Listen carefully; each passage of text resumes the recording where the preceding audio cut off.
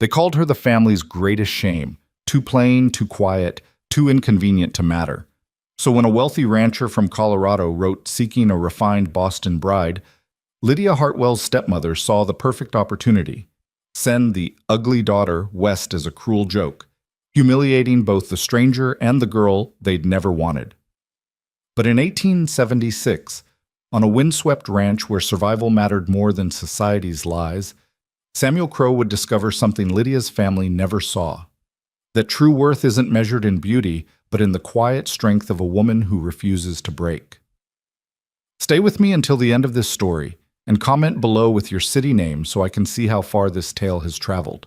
The letter arrived on a Tuesday morning in March, delivered to the Hartwell mansion on Beacon Hill with all the ceremony of something important.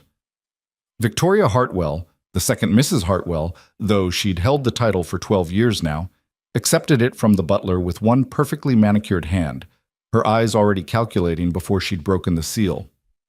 Another hopeful bachelor, no doubt, she murmured to her daughter Cecilia, who sat nearby practicing watercolors with the kind of languid disinterest that only truly beautiful women could afford. These Western men grow more desperate by the season. Cecilia didn't look up from her canvas. At 19, she'd inherited her mother's golden hair and delicate features, along with the absolute certainty that the world existed primarily to admire her. Is it anyone important? Victoria scanned the letter, her thin lips curving into something that wasn't quite a smile. Samuel Crow, Colorado Territory, claims to own 10,000 acres and the largest cattle operation in 3 counties. She paused, rereading a particular passage. He's seeking a woman of refinement and education to be his wife, someone who can bring grace and civilization to the frontier. How perfectly dreadful, Cecilia said, finally glancing up. Imagine, all that money wasted on cattle. Victoria's mind was already working, turning over possibilities the way a jeweler might examine a stone for flaws. The Hartwells had money, yes, old money, the kind that came with expectations and obligations. But old money required maintenance, careful marriages, strategic alliances. It certainly didn't extend to all members of the family. Her eyes drifted to the corner of the drawing room, where a figure sat so still and quiet that most visitors forgot she was there. Lydia Hartwell, 22 years old, sat with her hands folded in her lap, her plain brown dress carefully mended at the cuffs. She wasn't reading, wasn't sewing, wasn't doing anything that might draw attention. She'd learned years ago that stillness was a kind of invisibility, and invisibility was the closest thing to safety she'd ever known. Lydia, Victoria said, her voice carrying that particular tone of false sweetness that always preceded something cruel. Come here, dear. We have the most wonderful news. Lydia rose slowly, smoothing her skirts with hands that had learned not to tremble. She'd heard that tone before her father's funeral, before Victoria had redecorated her mother's room, before every small humiliation that had marked the 12 years since her father's remarriage. Yes, stepmother? Victoria held out the letter with a flourish. It seems we've received a proposal of marriage. For you. The words hung in the air like smoke. Lydia took the letter with careful fingers, her eyes scanning the neat, masculine handwriting. Samuel Crow, Colorado, a rancher seeking a wife. I don't understand, Lydia said quietly, though she understood perfectly. There was always a trap. The question was only where it would close. Don't be modest, dear. Victoria's smile sharpened. Clearly, Mr. Crow is seeking a proper Boston lady to grace his Western establishment, and you are, technically, a Hartwell. The way she said it made the name sound like something borrowed, something Lydia had no right to claim. Cecilia laughed, a sound like breaking glass. Oh, Mother, you can't be serious. Lydia? He's asking for refinement and grace. He'll take one look at her and send her straight back on the next train. Then he can pay for her return ticket, Victoria said smoothly. The contract only specifies that we send a daughter of the Hartwell family. It says nothing about which one. Lydia felt something cold settle in her chest, familiar as an old scar. Of course. This wasn't about marriage or opportunity. This was about removing an inconvenience while simultaneously humiliating a stranger, presumptuous enough to think himself worthy of a real Hartwell bride. I see, Lydia said softly, handing back the letter. You want to send me as a joke. Don't be dramatic, Victoria said, but her eyes glittered with satisfaction at having been understood. Consider it an adventure. The frontier air might do you good. And if Mr. Crow finds you unsuitable, well, that's hardly our concern, is it? Lydia stood there, feeling the weight of 12 years pressing down on her shoulders. 12 years of being the unwanted reminder of the first Mrs. Hartwell, the one whose portrait had been taken down from the parlor wall the day after the funeral. 12 years of being too plain, too quiet, too much like her mother to deserve love or consideration. And if I refuse? Lydia asked, though she already knew the answer. Victoria's expression hardened. Then I suppose we'll need to have a conversation with your father about the expense of maintaining you in this household. You're 22, Lydia. You have no prospects, no particular skills, and no inheritance of your own. Your father's patience and his funds are not infinite. It was the same threat Victoria had been wielding for years, refined to a razor's edge. Lydia's father, Thomas Hartwell, had retreated into his library and his business interests after his second marriage, seemingly content to let Victoria manage the household. And Victoria managed it with the efficiency of a general commanding an army, eliminating obstacles and consolidating power. Lydia was an obstacle. I'll need time to prepare, Lydia said finally, her voice steady despite the panic rising in her throat. Of course, dear. Victoria smiled, victorious. Mr. Crow has sent funds for your travel in trousseau. We'll see that you're properly outfitted. The words properly outfitted carried their own insult. Whatever they gave her would be just enough to avoid obvious scandal, nothing more. Over the next 2 weeks, Lydia watched the preparations unfold with a kind of detached numbness. Victoria selected her wardrobe with vicious efficiency. Serviceable dresses in drab colors, practical boots, a single good coat that had been Cecilia's last season. Nothing that would attract admiration or suggest she was worth a second glance. After all, Victoria said, holding up a particularly ugly brown traveling suit, we must be practical. Western life is so very different from Boston society. Cecilia contributed her own cruelty in smaller doses. Do you think he'll keep you? She asked one afternoon, watching as Lydia packed her meager belongings. Or will he take one look and realize what a terrible mistake he's made? Lydia folded another dress, her hands steady. I suppose I'll find out. You could at least try to make yourself presentable, Cecilia continued, circling like a cat with a wounded bird. Perhaps some rouge? A better hairstyle? Though I suppose there's only so much one can do with what you have to work with. What Lydia had to work with was this: dark brown hair that refused to hold an elaborate curl, gray eyes that Victoria called colorless, a figure that was neither fashionably delicate nor voluptuously curved, and a face that her stepmother had once described as aggressively plain. She wasn't deformed or hideous. She was simply unremarkable, which in Boston society might have been worse. But Lydia had learned to see herself through other eyes over the years. She saw the intelligence that made her father's business associates uncomfortable when she asked too many questions. She saw the strength that came from years of enduring casual cruelty without breaking. She saw the careful observer who'd learned to read rooms and people with the precision of a scholar.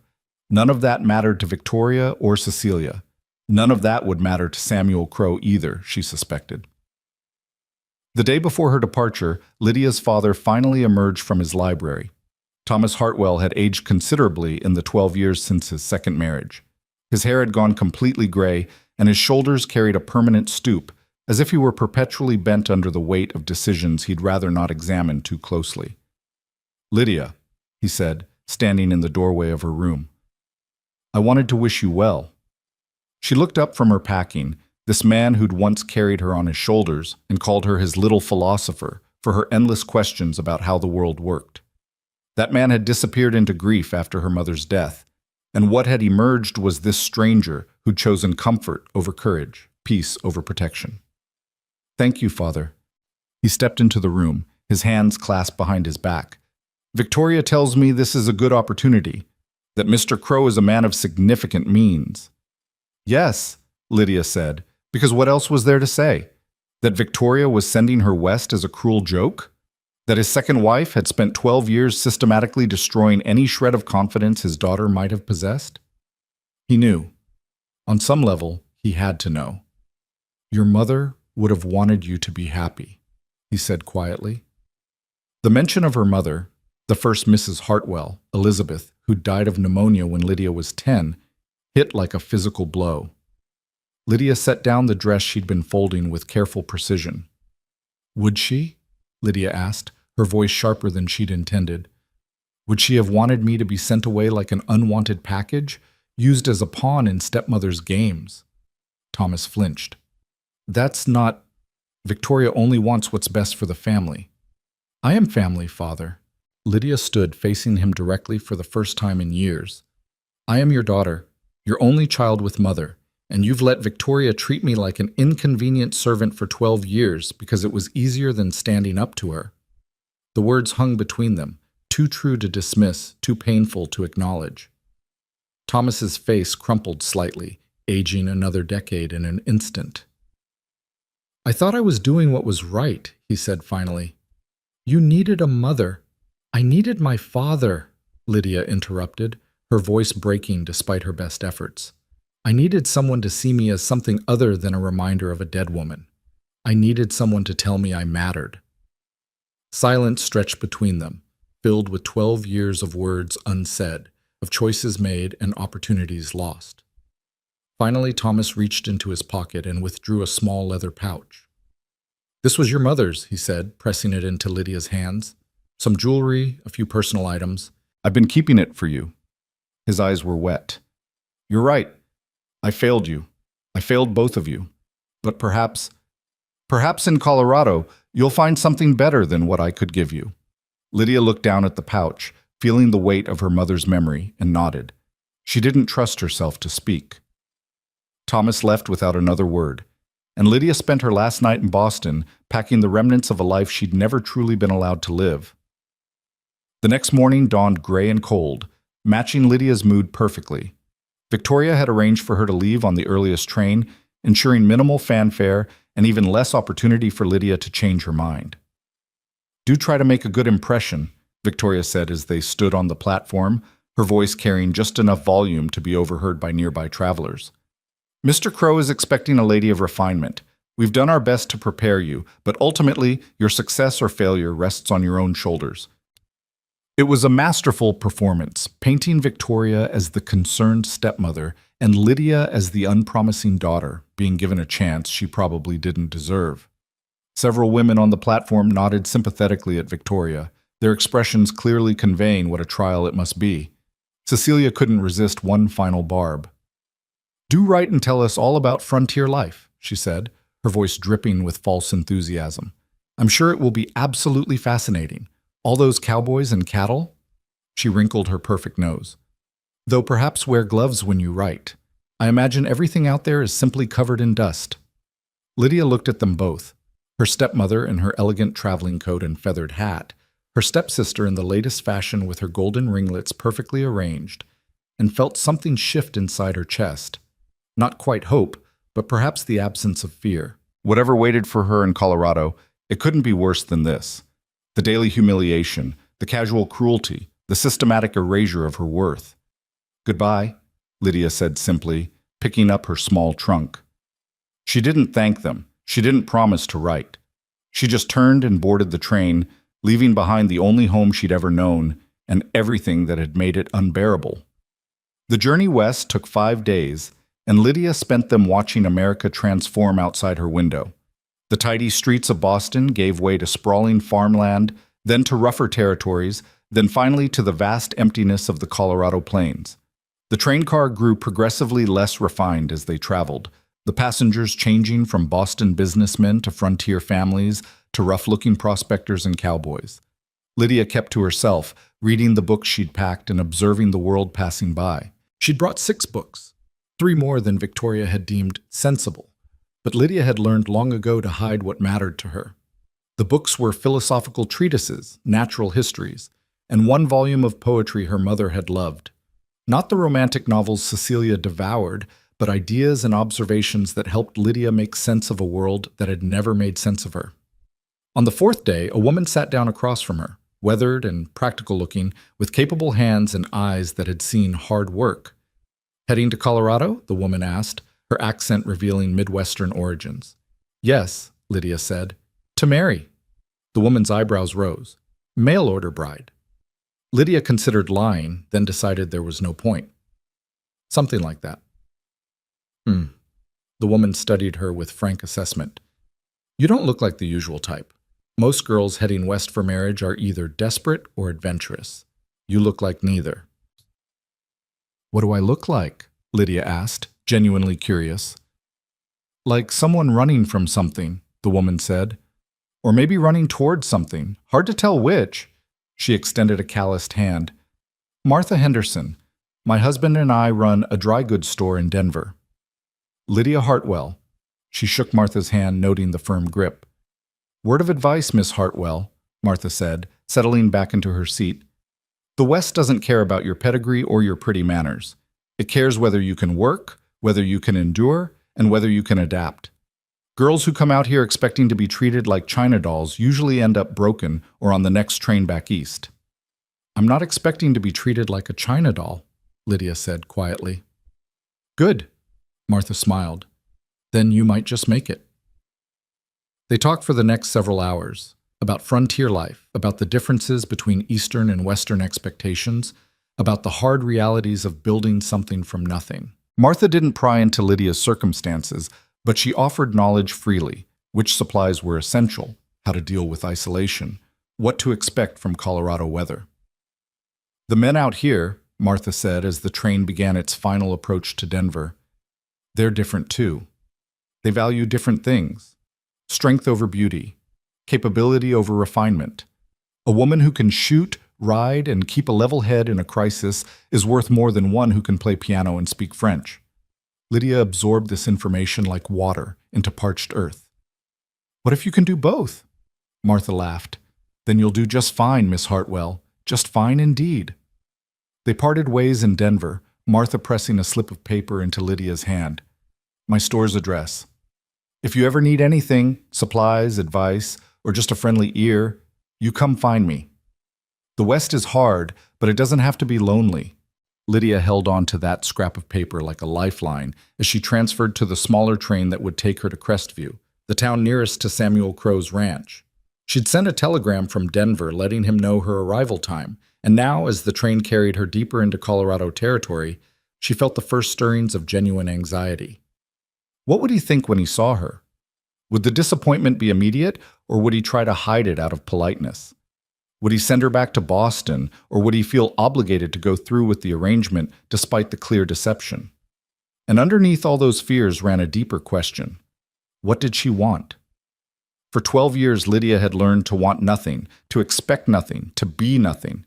It was safer that way. Wanting things, love, respect, a place to belong, only made it hurt more when they were denied. But sitting on that train, watching the Rocky Mountains rise in the distance like impossibly tall sentinels guarding some secret kingdom, Lydia felt something dangerous kindle in her chest. She wanted to matter. She wanted to be seen, truly seen, not as the plain daughter or the unwanted burden or the cruel joke, but as herself. Lydia Elizabeth Hartwell, who'd survived 12 years of systematic cruelty without losing her capacity for kindness, who taught herself astronomy from her father's books and could name every constellation most visible from Boston's latitude, who'd once spent 3 hours talking to a stable boy about the best way to treat a horse's split hoof, fascinated by his expertise and unbothered by his low station. She wanted a life where those things mattered more than the shape of her face or the color of her hair. The train pulled into Crestview just after 4 in the afternoon, the late March sun painting everything in shades of gold. It wasn't much of a town, a main street with perhaps 20 buildings, a church steeple rising hopefully toward heaven, and more horses than people visible at first glance. Lydia gathered her belongings and stepped onto the platform, her heart hammering in her chest. She'd arrived a day early. The telegram must have gotten delayed because Samuel Crow was nowhere to be seen. Can I help you, miss? The station attendant, a young man with a friendly face and curious eyes, approached with obvious interest. Women traveling alone were apparently notable in Crestview. I'm looking for someone, Lydia said. Samuel Crow? I'm supposed to, that is, he's expecting me. The attendant's eyes widened. You're Sam's bride? From Boston? He looked her up and down, not unkindly, but with clear surprise. He said you weren't coming until tomorrow. The telegram must have been delayed, Lydia said, feeling heat rise in her cheeks. She could read the subtext in his expression easily enough. She wasn't what anyone had expected. Is there somewhere I might wait or send word to Mr. Crow? Tell you what, the attendant said, making a decision. Sam's probably out at the ranch. It's about 10 miles north, but I can get you settled at the hotel, and I'll send someone to fetch him. He usually comes into town on Fridays anyway for supplies. I wouldn't want to cause trouble, Lydia began, but the attendant was already picking up her trunk. No trouble at all, miss. Welcome to Crestview. The hotel was small but clean, run by a Mrs. Patterson who looked at Lydia with the same mixture of surprise and curiosity that seemed to be Crestview's default response to her existence. Samuel Crow's bride, Mrs. Patterson said, showing Lydia to a simple room on the second floor. Well, I'll be. Sam's been talking about you for weeks. Said he was getting a refined Boston lady to civilize his ranch, she smiled kindly. You must be tired from your journey. I'll have some water sent up so you can freshen up before he arrives. Alone in the room, Lydia looked at herself in the small mirror above the washstand. She looked exactly like what she was. A travel-worn woman in a plain dress, her hair escaping its pins, her face showing the strain of 5 days on a train and 12 years of quiet endurance. He's been talking about you for weeks. But he'd been talking about someone else, hadn't he? A refined lady, someone like Cecilia, beautiful and graceful, and everything Lydia wasn't. When he saw her, when he realized what Victoria had done, he would understand the joke immediately. Lydia unpacked her small bag with methodical care, hanging up her dresses and arranging her few possessions on the bureau. Her mother's leather pouch sat among them, and she opened it for the first time since leaving Boston. Inside, a simple gold locket with her parents' miniatures, a pair of pearl earrings, a brooch in the shape of a butterfly, and a folded letter in her mother's handwriting. Lydia's hands trembled as she opened the letter, recognizing it as one her mother had written shortly before her death. My dearest Lydia, if you're reading this, I've left you too soon, and I'm sorrier for that than words can express. But I need you to know something, my clever girl. You are enough. Not because of how you look or what society thinks of you, but because of who you are inside. Curious, kind, stronger than you know. The world will try to make you small. It will try to convince you that your worth is measured in beauty or compliance or the approval of others. Don't believe it. Your worth is intrinsic, unchangeable, yours. Build a life that honors who you truly are. Find people who see you, really see you, and never, ever apologize for taking up space in this world. All my love, always. Mother Lydia read the letter 3 times, her mother's voice echoing across 12 years of silence. Then she carefully refolded it, placed it back in the pouch, and fastened her mother's locket around her neck. The sound of horses in the street below drew her to the window. A man was dismounting, tall, broad-shouldered, dressed in practical work clothes and a wide-brimmed hat. He moved with the easy confidence of someone completely comfortable in his body and his environment, striding toward the hotel with purposeful steps. Samuel Crow. It had to be.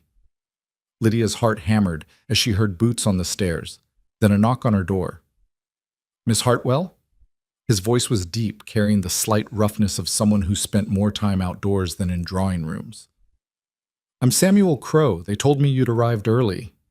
Lydia smoothed her dress, straightened her spine, and opened the door. For a moment, they simply stared at each other. Samuel Crow was perhaps 35, with dark hair showing the first threads of gray at the temples, strong features weathered by wind and sun, and blue eyes that were currently widening in unmistakable surprise. He was handsome in a rugged way that would never translate to a Boston drawing room, and he was very clearly not seeing what he'd expected.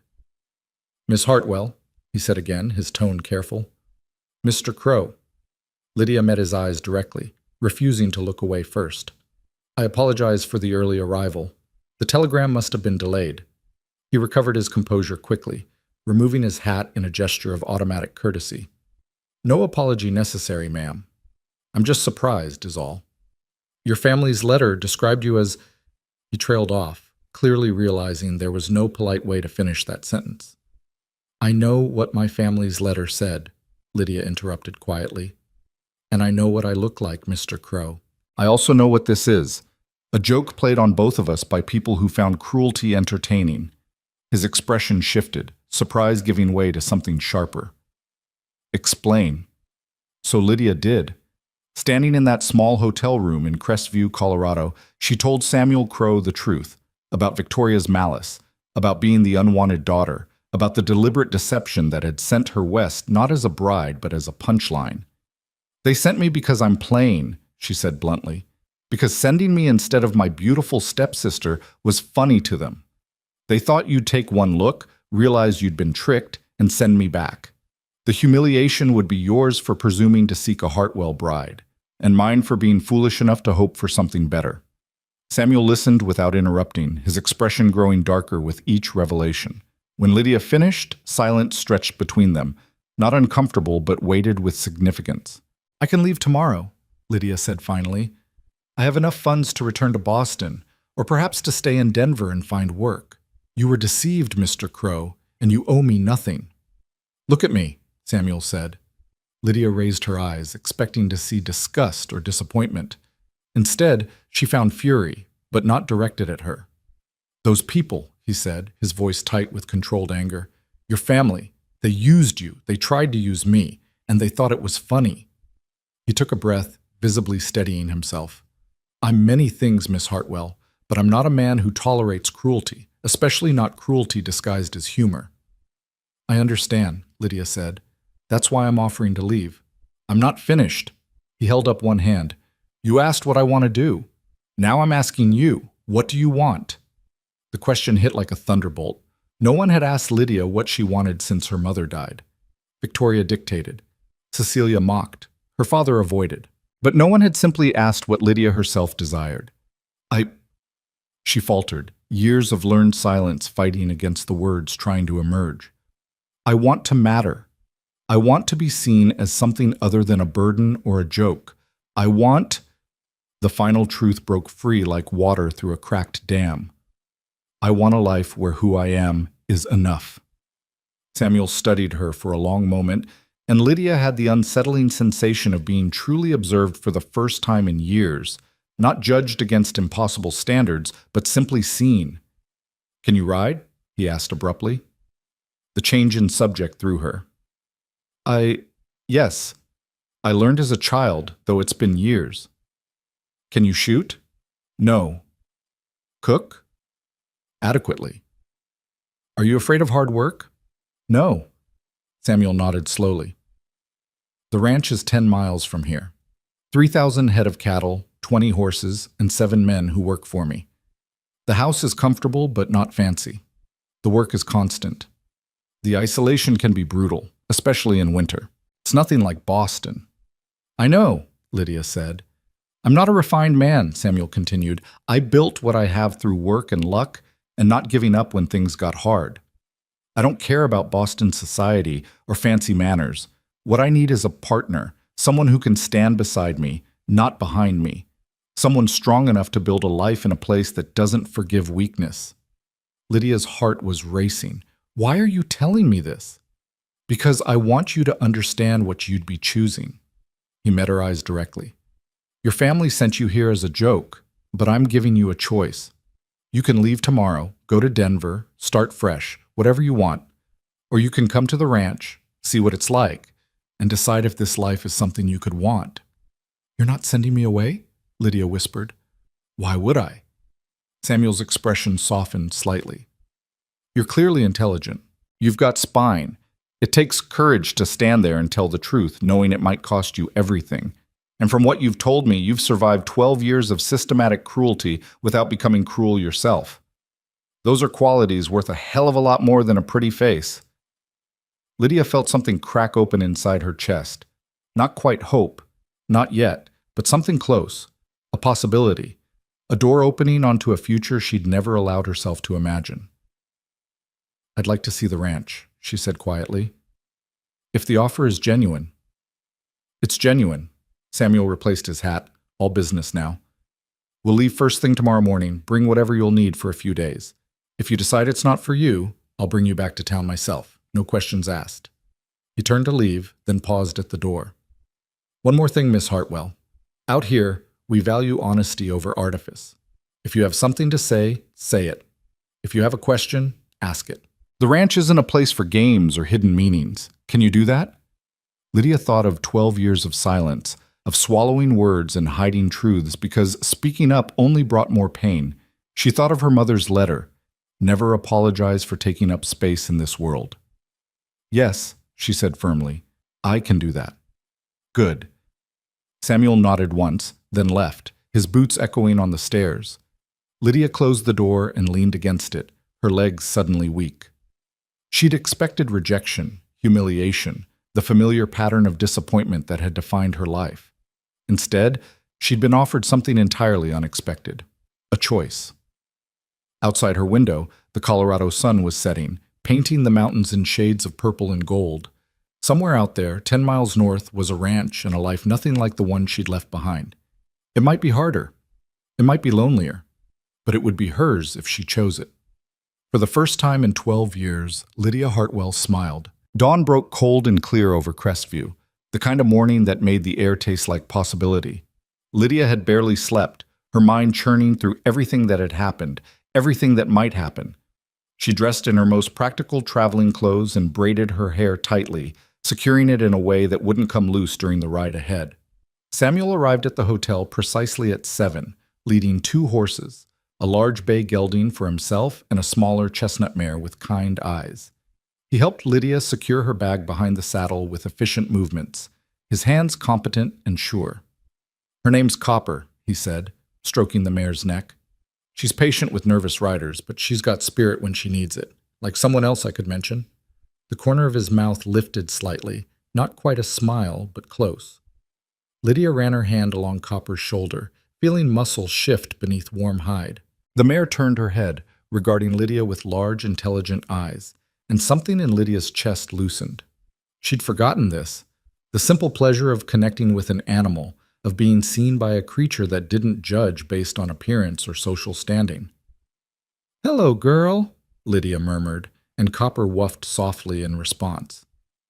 "You weren't lying about knowing how to ride," Samuel observed, watching as Lydia mounted with only minimal awkwardness. "It's been a while, but you remember." "My mother taught me," Lydia said, settling into the saddle and finding her stirrups. "Before she died. We used to ride in the park every Sunday morning." Samuel swung onto his own horse with the ease of someone who'd been riding since childhood. "Tell me about her, your mother." It was an unexpected request, and for a moment Lydia didn't know how to respond. No one in Boston ever asked about the first Mrs. Hartwell anymore. Victoria had erased her so thoroughly from the household that sometimes Lydia wondered if she'd imagined the whole thing, the laughter, the love, the feeling of being treasured. "She was kind," Lydia said finally as they started north, leaving Crestview behind, "and curious about everything. She taught herself botany from books and could name every plant in our garden. She spoke 3 languages and played piano beautifully, but she also wasn't afraid to get her hands dirty. I remember finding her once in the kitchen garden, her dress covered in mud, transplanting roses. When the head gardener objected, she told him that any woman who couldn't get her own hands dirty didn't deserve to enjoy the flowers." Samuel made an approving sound. "Sounds like a practical woman." She was. Lydia felt the familiar ache of loss, but tempered now with something warmer, gratitude for having had her at all. "She used to tell me that the world would try to make me small, but that I should take up space anyway, that my worth wasn't determined by other people's opinions." "Smart woman," Samuel said. "And did you take up space?" Lydia thought about 12 years of making herself invisible, of shrinking into corners and silence. "Not as much as I should have. It's harder to remember your worth when everyone around you is invested in diminishing it." "True enough." Samuel guided his horse around a rough patch of ground, and Copper followed automatically. "But you're not in Boston anymore, Miss Hartwell. Out here, the only person who gets to decide your worth is you." They rode in companionable silence for a while, the landscape opening up around them in ways that made Lydia's breath catch. She'd seen the mountains from the train, but this was different. Being in them, among them, feeling the vast emptiness that somehow didn't feel empty at all. The sky stretched overhead in a blue so deep it hurt to look at, and the air smelled of sage and pine and something wild she couldn't name. "It's beautiful," she said softly. Samuel glanced at her, and something in his expression shifted. It can be brutal, too. We've got maybe 6 weeks before the spring rains start, and those can turn the roads to mud for days. Come winter, we can get snowed in for weeks at a time. The isolation drives some people mad. I've been isolated in the middle of Boston, Lydia said. At least here, the landscape is honest about it. He laughed, a real laugh, surprised and genuine. That's one way to look at it, I suppose. As they climbed higher into the foothills, Samuel pointed out landmarks and explained the geography of his holdings. The ranch sprawled across a valley tucked between 2 ridges, with water rights to a creek that ran year-round. He'd built it from nothing over 15 years, starting with 200 head of cattle and a claim to land that nobody else wanted. Why did you write to Boston? Lydia asked. For a wife, I mean. Surely there are women closer to home. Samuel was quiet for a moment, considering his answer. There are, he admitted. A few. But most of the women in Crestview are already spoken for, or they're looking for something different than what I can offer. I thought, he paused, seeming almost embarrassed. I thought an educated woman from the East might appreciate what I've built, might see the potential in it. And I'll admit, I was lonely. The ranch takes up most of my time and energy, but at the end of the day I wanted someone to share it with, someone to talk to about more than cattle and weather. Someone refined and graceful, Lydia said, echoing the words from his letter. Someone interesting, Samuel corrected. I don't give a damn about refinement, Miss Hartwell. I care about substance, and from what I've seen so far, you've got plenty of that. Lydia felt heat rise in her cheeks and looked away, unused to such direct compliments. In Boston, the few compliments she'd received had always been backhanded. You're quite well read for someone so plain, or it's admirable how you make the best of your limitations. This was different. This felt genuine. They crested a ridge, and suddenly the valley opened below them. Lydia pulled Copper to a halt, staring. The ranch house sat in a natural clearing beside the creek, a solid 2-story structure built from logs and stone. It wasn't elegant or refined. It was built for function and endurance, designed to withstand harsh winters and harder living. But there was something beautiful in its stark practicality, in the way it seemed to grow naturally from the landscape rather than being imposed upon it. Beyond the house she could see outbuildings, a large barn, several smaller structures, corrals with horses moving within them. And beyond that, cattle dotted the valley like brown and white stones, hundreds of them grazing peacefully in the late morning sun. That's home, Samuel said quietly, watching her face. What do you think? Lydia tried to find words adequate to the feeling expanding in her chest. It wasn't love, not yet, maybe never, but it was something close to wonder, the sensation of seeing a place that made sense in a way Boston never had. Here, everything had a purpose. Everything fit. I think it's extraordinary, she said finally. Samuel's shoulders relaxed slightly, though Lydia hadn't realized he'd been tense. Come on, the men will be curious to meet you, and we should get you settled before supper. They descended into the valley at an easy pace, giving Lydia time to observe everything. The closer they got, the more details emerged. The careful way the corrals were constructed to allow easy movement between them. The vegetable garden starting to show green shoots despite the early season. The neat stack of firewood that suggested someone who planned ahead and worked consistently. A man emerged from the barn as they approached, tall and lean with the weathered look of someone who spent his life outdoors. He stopped short when he saw Lydia, his eyebrows rising. Sam, he called, thought you weren't fetching your bride until tomorrow. Plans changed, James. Samuel dismounted and moved to help Lydia down, his hands firm at her waist. Miss Hartwell, this is James Thornton, my foreman. James, Miss Lydia Hartwell of Boston. James approached with his hat in his hands, his expression carefully neutral. Ma'am, welcome to the Crow Ranch. His eyes flickered to Samuel with a question, and Lydia could read it clearly enough. Is this really the refined Eastern lady you've been talking about for weeks? Thank you, Mr. Thornton, Lydia said, meeting his eyes directly. I'm looking forward to seeing how a working ranch operates. I've read about cattle ranching, but I'm certain the reality is quite different from the theory. James's expression shifted to something like surprise. You've read about ranching. My father has an extensive library, Lydia explained.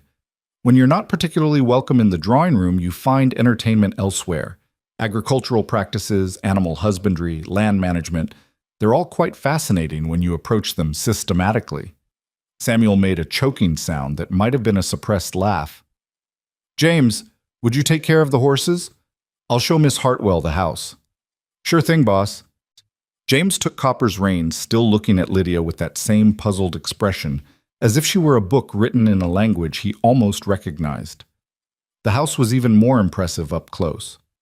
Samuel led her up the porch steps, solid planks that didn't creak or wobble, and through a heavy door into a main room that made Lydia stop in her tracks. It was nothing like a Boston parlor. The space was open and practical, with a large stone fireplace dominating one wall, comfortable but worn furniture arranged for actual use rather than display, and windows that let in floods of natural light. Books lined one wall, not leather-bound sets purchased for show, but well-worn volumes that had clearly been read and reread. Maps were tacked to another wall showing the ranch boundaries and surrounding territory. Everything was clean but lived in, practical but somehow warm. Kitchen's through there, Samuel said, pointing to a doorway. Bunkhouse for the men is out back. There are 4 bedrooms upstairs. I've been using the one at the end of the hall. The largest room at the front was meant to be— He paused. Well, for a wife, I suppose. You're welcome to stay there while you're deciding. Lydia set down her bag, taking in everything with careful attention. No delicate furniture that couldn't withstand actual use. No purely decorative objects that served no purpose but to display wealth. Everything in this house had a reason for being, a function to fulfill. It's wonderful, she said honestly. Samuel looked relieved. It's not fancy. It's honest, Lydia interrupted. Everything here serves a purpose. Nothing is just for show. I prefer that. A door opened, and a woman appeared from the kitchen, older, perhaps 60, with steel gray hair pulled back severely and the no-nonsense bearing of someone accustomed to managing chaos. She stopped when she saw Lydia, her sharp eyes taking in everything in one sweeping assessment. So you're the Boston bride, she said bluntly. You don't look like what Sam described. Mrs. Chen, this is Miss Lydia Hartwell, Samuel said with a long-suffering tone that suggested this wasn't the first time he'd dealt with the woman's directness. Lydia, this is Mrs. Chen. She manages the household and feeds the men. Also, she has no concept of polite social filters.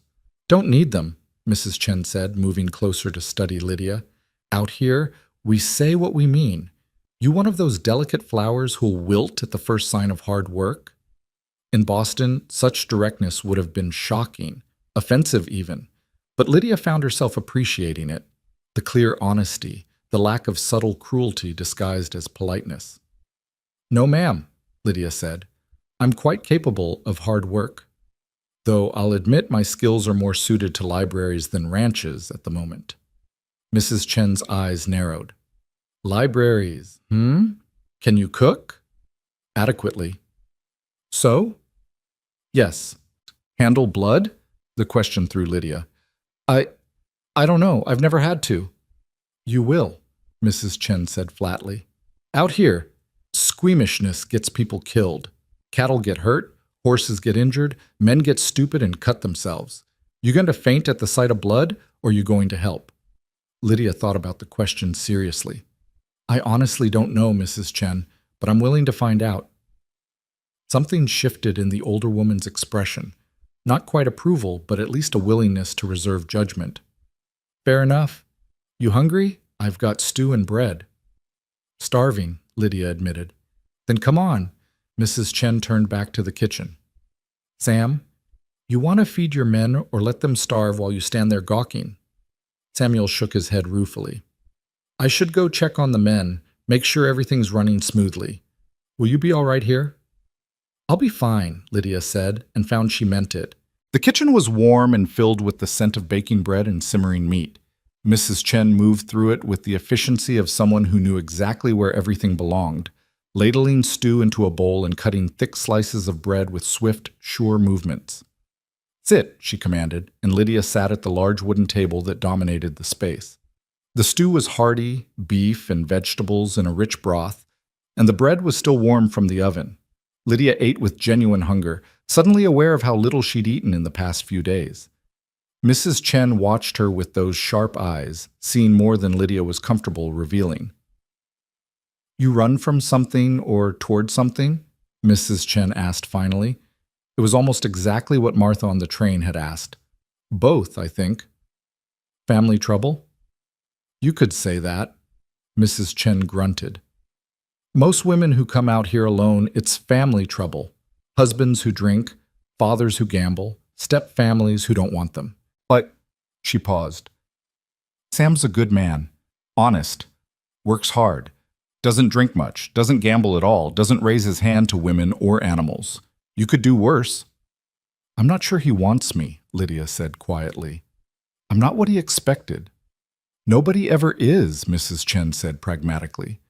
"Life doesn't hand you what you expect, hands you what you get, and you deal with it." She refilled Lydia's bowl without asking. Sam was expecting some fancy lady who'd make the house pretty and give him children. What he got was you. Question is, what are you? Lydia considered the question while she ate. What was she?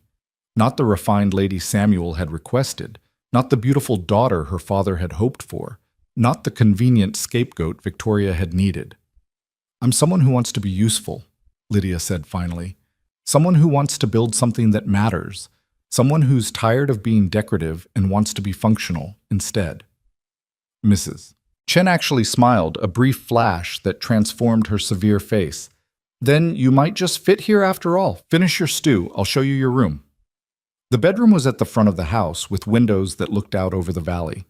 It was simply furnished, a large bed with a plain quilt, a dresser, a washstand, a chair by the window. But it was clean and bright, and the bed looked more comfortable than anything Lydia had slept on in years. "Sam built this house 5 years ago," Mrs. Chen said, standing in the doorway. "Had it all planned out, where the wife's room would be, where the children's rooms would go. Man's been lonely for a long time, though he'd never admit it. Works himself half to death and calls it ambition." "Why are you telling me this?" Lydia asked. "Because I've been here since the beginning, and I've seen what this place costs him. Every winter a little harder, every setback a little more bitter. Man needs a partner, not a decoration. He finally figured that out, but I'm not sure he knows the difference yet." Mrs. Chen fixed Lydia with a penetrating stare. "You stay or you go. That's your choice. But don't stay if you're going to be another weight on his shoulders. This place needs someone who can carry their share." "I understand," Lydia said. Mrs. Chen nodded and left, closing the door behind her. Lydia moved to the window, looking out over the ranch. In the distance, she could see Samuel talking with his men. 7 of them, as he'd said, gathered around the barn. Even from here, she could see the easy way he commanded their attention, the respect evident in their postures. A knock at the door interrupted her thoughts. "Miss Hartwell?" Samuel's voice. "If you're settled, I thought I might show you around the ranch before supper. Unless you're too tired." Lydia opened the door. "I'm not tired." They spent the next 2 hours touring the ranch, and Lydia absorbed everything with fierce attention. Samuel showed her the barn, explaining his breeding program for the horses, how he was working to develop animals that could handle both the rough terrain and the extreme weather. He introduced her to the cattle, explaining the challenges of maintaining a herd this size, the constant vigilance required to prevent disease and predation. "We lose about 5% every year," he said, leaning against a corral fence. "Wolves, disease, weather, accidents. It's just the cost of doing business out here." "That seems like a significant loss," Lydia observed. "It is, but it's sustainable. The key is maintaining the health of the main herd, keeping the breeding stock strong, and being smart about which animals we sell and when." He glanced at her. "Most Eastern ladies would find this conversation boring." "Most Eastern ladies are trained to find anything practical boring," Lydia countered. "We're supposed to care about fashion and gossip and who's courting whom. Actually understanding how things work is considered unladylike." "That seems idiotic," Samuel said bluntly. "It is idiotic," Lydia agreed, "but it's considered proper." He shook his head, moving on to show her the stable. "Out here, proper is less important than competent. A woman who can handle a rifle and dress a wound is worth more than one who can play piano, no matter how beautifully." Inside the stable, a young man was working with a horse, patient, methodical movements that spoke of expertise. He looked up when they entered, his face breaking into a smile. "Sam, didn't know you were back already." His eyes landed on Lydia, and the smile faltered slightly. "This must be Miss Lydia Hartwell," Samuel introduced. "Lydia, this is Thomas White Elk. He manages the horses and knows more about them than any man I've ever met." Thomas approached with easy grace, and Lydia noticed he wore his dark hair long and dressed in a mixture of traditional and Western clothing. His eyes were kind but assessing. "Welcome to the ranch, Miss Hartwell," he said.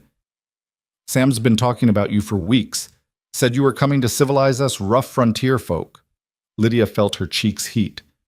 "I'm not sure I'm equipped to civilize anyone, Mr. White Elk. I'm still trying to figure out how to civilize myself." Thomas laughed, surprised and genuine. "I like her, Sam. She's honest." "So I'm discovering," Samuel said dryly. They continued the tour, meeting the rest of the ranch hands, a mixture of ages and backgrounds, all of them clearly competent and equally clearly surprised by Lydia's appearance. She could read their thoughts easily enough. This is the refined Boston lady, this plain, practical woman who asked questions about cattle breeding and water rights. By the time they returned to the house for supper, the sun was setting and Lydia's head was spinning with new information. She'd learned more about practical agriculture in 2 hours than in years of reading, and every bit of it fascinated her. Supper was served in the large dining room, a casual affair with all the ranch hands present, Mrs. Chen presiding over the meal with benevolent tyranny. The men were polite but curious, stealing glances at Lydia when they thought she wasn't looking. "So, Miss Hartwell," James said finally, breaking the awkward silence, "what do you think of the ranch so far?" "I think it's remarkable," Lydia said honestly. "The amount of work and planning required to maintain an operation this size is extraordinary, and the breeding program Mr. White Elk described for the horses is fascinating. I'd never considered the importance of selecting for temperament as well as physical characteristics." The table went quiet. The men exchanged glances, clearly not sure how to respond to a woman who actually listened and understood what they did. "You really think it's interesting?" Thomas asked. "Not just being polite?" "Why would I be polite about something I don't care about?" Lydia asked. "That seems like a waste of everyone's time." Samuel made that choking sound again, and this time it was definitely a laugh. "Miss Hartwell doesn't believe in social niceties, apparently." "Social niceties are fine when they serve a purpose," Lydia said, "but using them to disguise what you really think seems dishonest." "Careful, Sam," James said with a grin. "This one might actually tell you when you're being an idiot." "God knows someone should," Mrs. Chen muttered, serving more stew. The conversation flowed more easily after that, the men asking Lydia about Boston and seeming genuinely interested in her answers. She found herself relaxing, enjoying the casual camaraderie, the lack of subtle social warfare that had defined every meal in the Hartwell household. After supper, Samuel walked her out to the porch while the men headed to the bunkhouse. The sky was enormous overhead, stars beginning to emerge in numbers that made Lydia dizzy. "There are so many," she breathed, staring upward. "No city lights to hide them," Samuel said. "On a clear night, you can see thousands, maybe millions." They stood in comfortable silence, and Lydia felt something shift inside her, not quite belonging, not yet, but the possibility of it. Here, no one cared that she was plain. No one measured her against impossible standards of beauty or refinement. They cared whether she was honest, whether she was willing to work, whether she could pull her weight. "Miss Hartwell," Samuel said quietly, "I want you to understand something. What your family did, sending you here as a joke, treating you like you were disposable, that was wrong, deeply wrong. You deserved better." Lydia's throat tightened. "I know." "Do you?" He turned to face her fully. "Because I'm not sure you do. I think you've spent so long being told you weren't good enough that you started to believe it." "Maybe," Lydia whispered. "I need you to understand this," Samuel continued. "If you stay, if you decide this life is something you want, it won't be because I'm settling. It won't be because you're convenient or because I don't want to admit I was deceived. It'll be because I see value in who you actually are, not who anyone expected you to be." Lydia looked up at him, this man who'd known her for less than a day, but somehow saw her more clearly than people who'd known her for years. "Why?" she asked.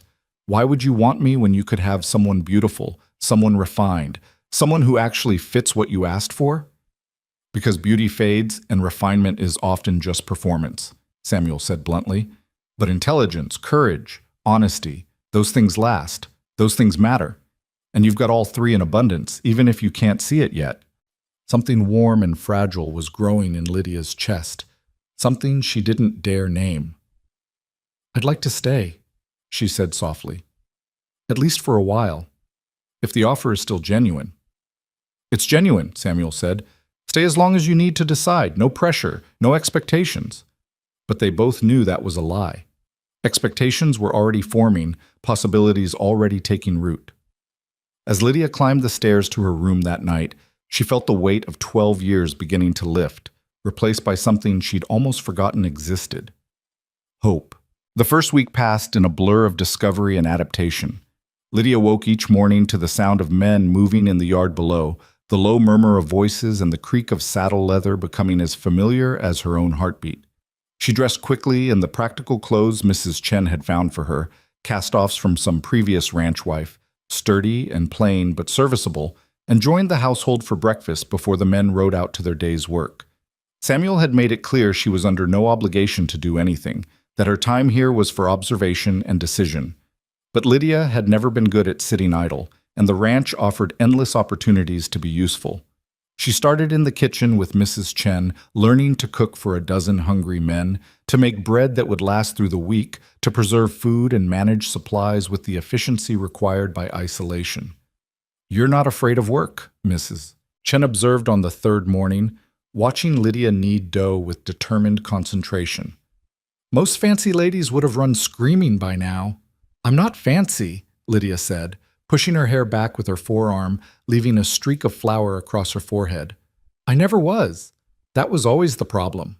Mrs. Chen grunted, the sound almost approving. "Problem in Boston, advantage here." By the end of the week, Lydia could make passable bread, decent stew, and coffee strong enough to wake the dead. She'd learned to manage the wood stove without burning herself, to plan meals for efficiency rather than elegance, to stretch supplies when necessary. Her hands, once soft from disuse, were developing calluses and small burns that she wore like badges of honor. But it was the evenings that Lydia treasured most. After supper, when the men had retreated to the bunkhouse and Mrs. Chen had finished her kitchen duties, Samuel would often invite Lydia to sit with him on the porch or in the main room. They talked about everything: the ranch, the territory, politics, books, philosophy. Samuel, she discovered, was far better educated than his rough exterior suggested, with opinions on subjects ranging from literature to land reform. "My mother was a school teacher," he explained one evening, sitting across from her in the main room while rain drummed against the windows. "She made sure I could read and write and think critically before she'd let me help with the ranch work. Said an educated man could see opportunities an ignorant one would miss." "She sounds remarkable," Lydia said, looking up from the book she'd been reading, one of Samuel's volumes on veterinary medicine. She was. His expression softened with memory. "Died when I was 17. Fever. After that, it was just me and my father, and he worked himself to death trying to build something lasting. I inherited 200 head of cattle and a dream that was too big for one man." He paused. "That's why I wanted a wife. Not just for companionship, though God knows I was lonely, but because this place needs more than one person to sustain it. It needs a partnership." Lydia set down her book. "Is that what you see? When you look at me? A potential partner?" Samuel met her eyes directly, his gaze steady and honest. "I see someone who's stronger than she knows. Someone who's been beaten down but never broken. Someone who asks intelligent questions and actually listens to the answers." He leaned forward slightly. "I see someone I could build something with, if she wanted to build it too." The words hung between them, weighted with possibility. Lydia's heart hammered against her ribs, that dangerous feeling of hope growing stronger with each passing day. "I'm starting to want that," she admitted quietly. "To build something, to matter." "You already matter," Samuel said firmly. "The question is whether you can see it." Before Lydia could respond, a commotion erupted outside. Men shouting, horses neighing in distress. Samuel was on his feet instantly, moving toward the door with the kind of speed that spoke of years handling crises. Lydia followed without thinking, stepping onto the porch to see chaos unfolding in the yard. One of the horses had gotten loose and was bucking wildly, eyes rolling white with panic. James and Thomas were trying to corner it, but the animal was too frightened, too unpredictable. "It's Dancer!" Thomas called out. "Something spooked her. She kicked down her stall door and bolted." Samuel was already moving down the steps, his voice calm and authoritative. "Clear the yard. Give her space. Thomas, get a rope." But the mare wasn't listening to calm authority. She reared again, front hooves slashing the air dangerously close to where James stood. The foreman stumbled backward, tripped over his own feet, and went down hard. The horse came down right where James had fallen. Lydia saw it happen as if time had slowed, the massive animal's hooves descending, James trying to roll away but not fast enough, the sickening impact as iron-shod hooves connected with flesh and bone. James screamed, a sound of pure agony that cut through the rain and chaos.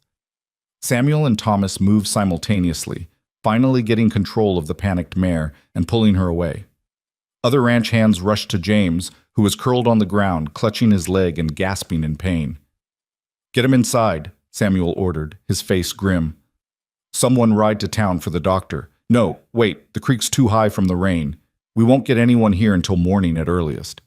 He knelt beside James, his hands already assessing the damage. Legs broken, badly. Mrs. Chen appeared with blankets and supplies, her face set in grim lines. The men carried James into the house, laying him on the dining table because it was large and solid enough to work on. His face was gray with pain and shock, sweat beading on his forehead despite the cool evening air.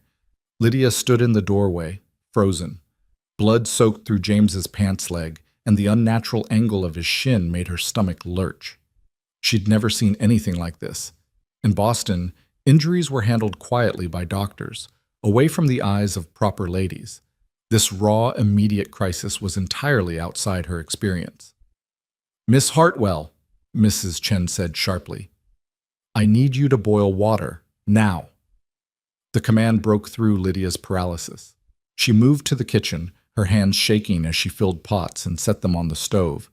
Behind her, she could hear Samuel's voice, calm despite the circumstances. "James, I need to cut away your pants to see the damage.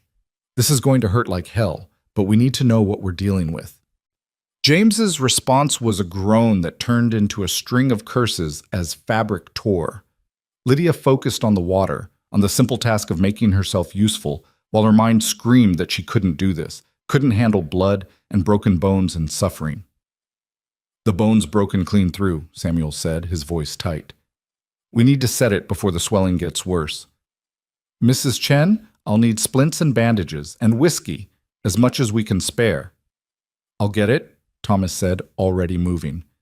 Lydia carried the hot water back to the dining room, trying not to look at the table, at the blood, at James's ashen face. But Mrs. Chen grabbed her arm as she set down the basin. "I need you to help," the older woman said, flatly. "Samuel and Thomas will set the bone, but I need someone to hold James's shoulders, keep him from thrashing. You're the only one here who's not needed for the actual setting." "I can't," Lydia whispered. I don't know how." "You learn," Mrs. Chen said, her grip tightening. "Right now. Because if that leg isn't set properly, James could lose it, could die from infection. We don't have the luxury of squeamishness." Lydia looked at Samuel, saw the tension in his shoulders, the controlled urgency in his movements. He glanced up, his blue eyes meeting hers across the room. "I need you, Lydia," he said simply. "Can you do this?" The question wasn't really about whether she could hold a man's shoulders. It was about whether she could be who this place needed her to be. Strong instead of delicate, functional instead of decorative, present instead of protected from harsh realities. Lydia thought of her mother's letter, of the words she'd carried across a continent. Never apologize for taking up space in this world. "Tell me what to do," she said, moving to the head of the table. Samuel's expression shifted, relief and something deeper, something like respect. "Hold his shoulders flat against the table. He's going to fight us when we set the bone, but he needs to stay as still as possible. Can you do that? Yes. Thomas returned with whiskey and splints. They gave James the bottle first, letting him drink deeply while Samuel explained what was about to happen. James nodded, his jaw clenched so tight Lydia could see the muscles jumping. Ready? Samuel asked, positioning his hands on the broken leg. Do it! James ground out. Lydia pressed her hands firmly on James's shoulders, just as Samuel pulled. The foreman's body went rigid, his mouth opening in a scream that seemed to come from somewhere deep and primal. He tried to sit up to escape the agony, but Lydia held him down with strength she didn't know she possessed. Almost there, Samuel said through gritted teeth, his knuckles white as he manipulated the broken bone. Thomas, the splint, now. The next few minutes blurred together, James's screams, the precise movements of Samuel and Thomas working in concert, Mrs. Chen's steady hands cleaning and bandaging, and Lydia's own muscles straining as she held a man twice her size against the table.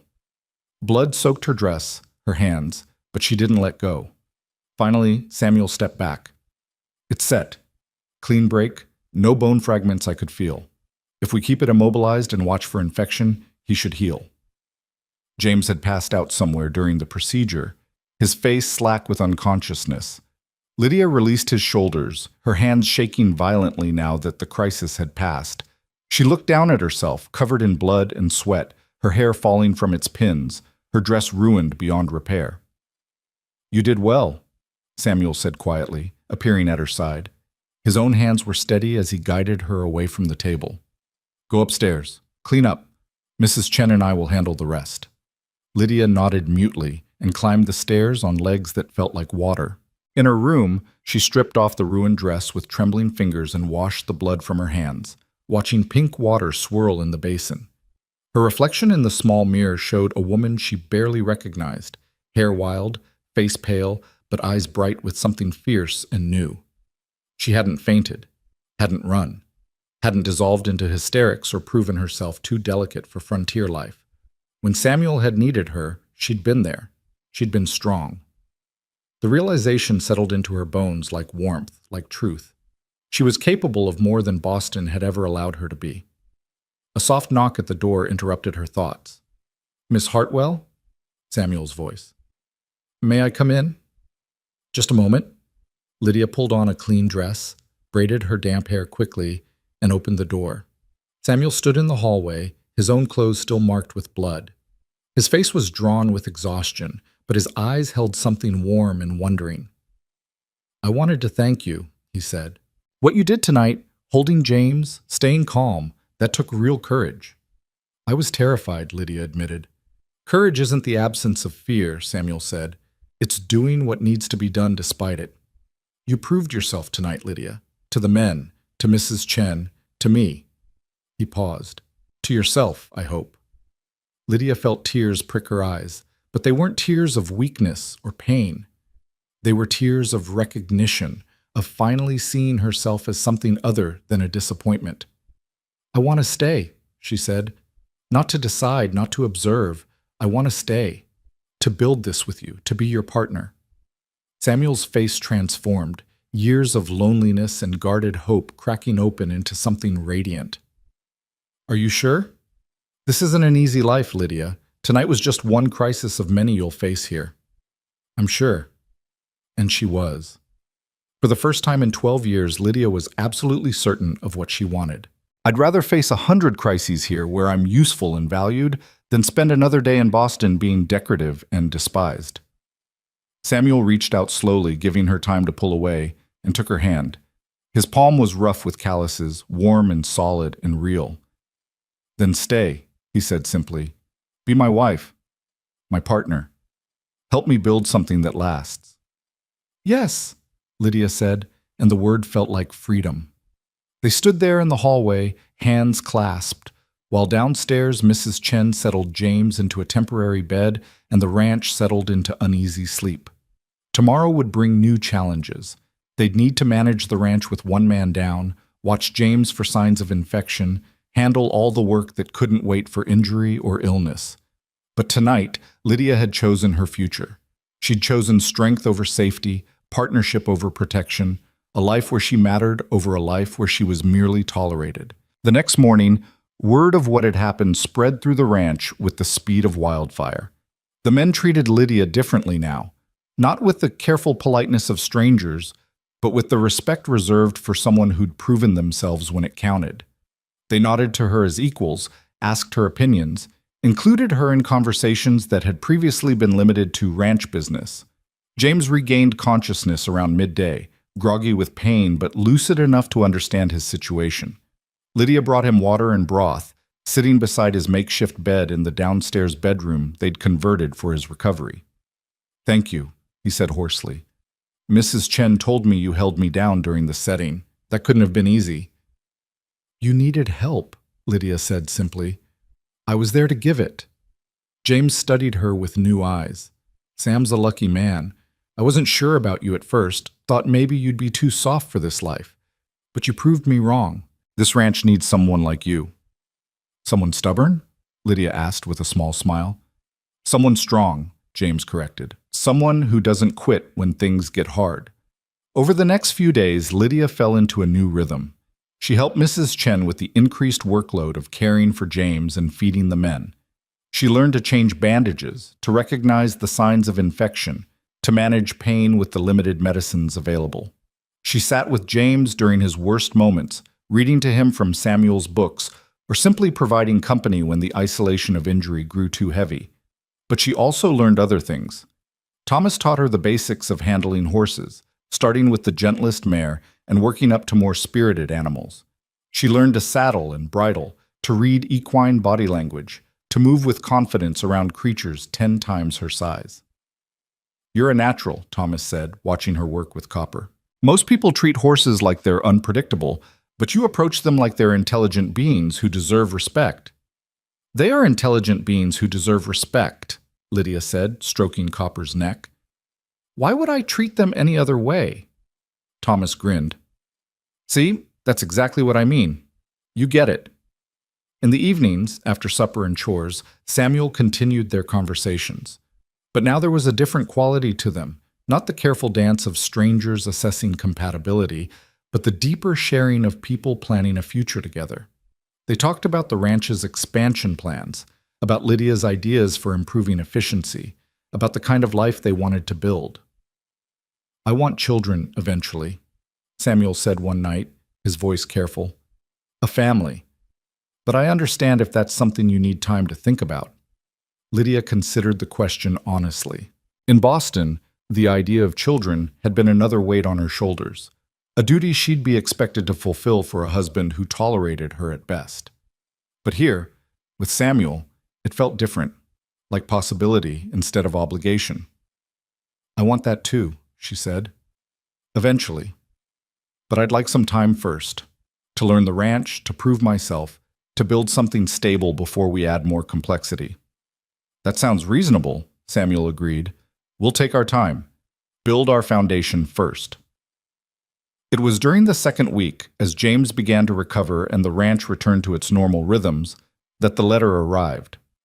The mail coach brought it from Denver, delivered to Crestview, and then carried to the ranch by a helpful neighbor. It was addressed to Miss Lydia Hartwell in handwriting she recognized immediately, her father's elegant script, though shakier than she remembered. Lydia held the envelope with numb fingers, dread pooling in her stomach. Nothing good could come from Boston reaching across the distance to find her. "Bad news?" Samuel asked, noticing her expression. "I don't know yet." Lydia broke the seal and unfolded the single sheet of paper. Her father's words swam before her eyes, and she had to read them twice to understand what he was saying. "My dearest Lydia, I write with urgent news that cannot wait. Victoria has informed our social circle that you have been kidnapped by the Western rancher who responded to our advertisement. She claims that Samuel Crow is a fraud and a criminal who deceived our family and absconded with you against your will. She has contacted the authorities in Boston and is demanding your immediate return. Furthermore, she has convinced several influential friends to write letters to the territorial governor, claiming that Mr. Crow obtained you through false pretenses and is holding you in Colorado against your wishes. There is talk of sending federal marshals to retrieve you and arrest Mr. Crow for kidnapping and fraud. I know the truth of what Victoria did, what she intended, but I'm powerless to stop her now, She has turned this into a crusade, and our social standing hangs in the balance. If you do not wish to be rescued against your will, you must act quickly to refute her claims. I am sorry, Lydia, for everything. I failed you as a father, and I continue to fail you now. But please, protect yourself. Don't let Victoria's cruelty destroy whatever happiness you've found. Your father, Thomas Hartwell. Lydia's hands shook as she lowered the letter. Victoria wasn't content with sending her away as a joke. Now she was using Lydia's absence to create a scandal that would paint her as a victim and Samuel as a villain. The calculated cruelty of it took Lydia's breath away. What is it? Samuel asked, concern sharpening his voice. Lydia handed him the letter without speaking. She watched his face darken as he read, watched anger tighten his jaw and narrow his eyes. She's claiming I kidnapped you, he said flatly, that I'm holding you against your will. She's trying to destroy us both, Lydia said, finding her voice. If federal marshals come, if they believe her story, you could be arrested. The ranch could be seized. Everything you've built could be taken away. And you could be forced back to Boston, Samuel added, back to that house, to that family, to that life. The thought made Lydia's stomach turn. She'd tasted freedom, tasted purpose and partnership and belonging. The idea of returning to Victoria's drawing room, of being reduced once again to the unwanted daughter, was unbearable. We need to fight this, she said, her voice steady despite the fear churning in her gut. We need to prove that I came here willingly, that I'm staying by choice, that there was no deception or coercion. Samuel set down the letter, his mind clearly working through possibilities. We'd need evidence, witnesses, legal documentation. Then we'll get it, Lydia said. She thought of 12 years of silence, of swallowing truths to keep the peace, of letting cruelty pass unchallenged. Not anymore. Victoria has spent years using me as a convenient target. She's counting on me being too afraid or too broken to fight back. But I'm not afraid anymore, Samuel, and I'm not broken. He looked at her, and Lydia saw admiration kindle in his eyes. No, you're not. What do you need from me? Help me write the truth, Lydia said. Not just a letter to my father, but a full account of what happened. Every detail of Victoria's deception, every word she said, every intention she had. We'll send it to the territorial governor, to the federal authorities, to anyone who needs to know that I'm here by choice and that you're an honorable man. That might not be enough, Samuel warned. Victoria has social standing, influential friends. They'll take her word over ours. Then we'll find other witnesses, Lydia said, her mind racing. The station attendant who saw me arrive early, Mrs. Patterson at the hotel, the people on the train who saw me traveling alone and unafraid. We'll build a case so strong that even Victoria's influence can't overcome it. Samuel smiled, fierce and proud. You're brilliant and terrifying.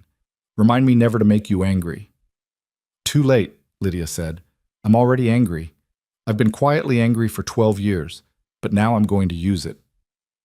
They spent the rest of the evening crafting Lydia's account, every detail documented with careful precision. She wrote about Victoria's cruel setup, about the letter sent to Samuel describing her in terms that had no bearing on reality, about being sent west as a joke to humiliate both her and the rancher presumptuous enough to seek a Hartwell bride.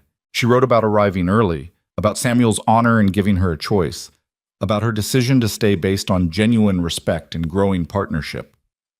Samuel added his own account, his original letter seeking a wife, his preparations for her arrival, his shock at the deception, and his decision to offer Lydia the freedom to choose her own path. He documented every interaction, every witness who could verify the truth. Mrs. Chen contributed a statement about Lydia's character and capabilities, about how she'd proven herself during James's injury, about her genuine desire to build a life at the ranch. James, still recovering but clear-headed, dictated his own testimony about Lydia's courage and commitment. By midnight, they had a comprehensive account, detailed, factual, and damning in its clarity. Lydia signed her name at the bottom with steady hands, and Samuel added his own signature as witness. We'll send this to the territorial governor tomorrow, Samuel said, along with copies to your father and the federal authorities in Boston. Victoria wants to play games with your life? We'll show her exactly what happens when she underestimates you. Lydia looked down at the pages, her story, her truth, her refusal to be silent anymore. For 12 years, she'd let others define her. She'd accepted their judgments, internalized their cruelty, made herself small to avoid their displeasure. No more. "There's one more thing," Lydia said quietly. "I want to marry you, soon. Not just because it strengthens our legal position, though it does, but because I choose this. I choose you, I choose this life, and I want the whole world to know it." Samuel reached across the table, taking both her hands in his. "Are you sure? We could wait, give you more time." "I'm sure," Lydia interrupted. "I've never been more sure of anything. Marry me, Samuel Crowe. Let's build this life together. And let's show Victoria Hartwell exactly what her unwanted daughter is capable of becoming." His answer was a kiss, their first, gentle and reverent, and full of promises neither of them would ever break. When they finally pulled apart, Lydia felt the last of her old life fall away like a discarded skin. She wasn't the unwanted daughter anymore. She wasn't the cruel joke or the family embarrassment. She was Lydia Hartwell, soon to be Lydia Crowe, and she was done being invisible. They married 3 days later in Crestview's small church, with half the town as witnesses and the other half waiting outside to congratulate them afterward. Lydia wore a simple dress that Mrs. Chen had helped her alter, cream-colored with lace at the collar that had belonged to Samuel's mother. There were no elaborate preparations, no society guests judging every detail, no Victoria sneering from the front pew. Just Samuel in his best suit, his eyes never leaving her face as she walked down the aisle, and a community of people who'd come to respect her in the short time she'd been among them. The Reverend kept the ceremony brief and meaningful, speaking about partnership and commitment, about building lives in harsh country where mutual support meant survival. When Samuel slipped the simple gold band onto Lydia's finger, his hands were steady and sure. And when she repeated her vows, her voice carried clearly through the small space, declaring her choice for everyone to hear.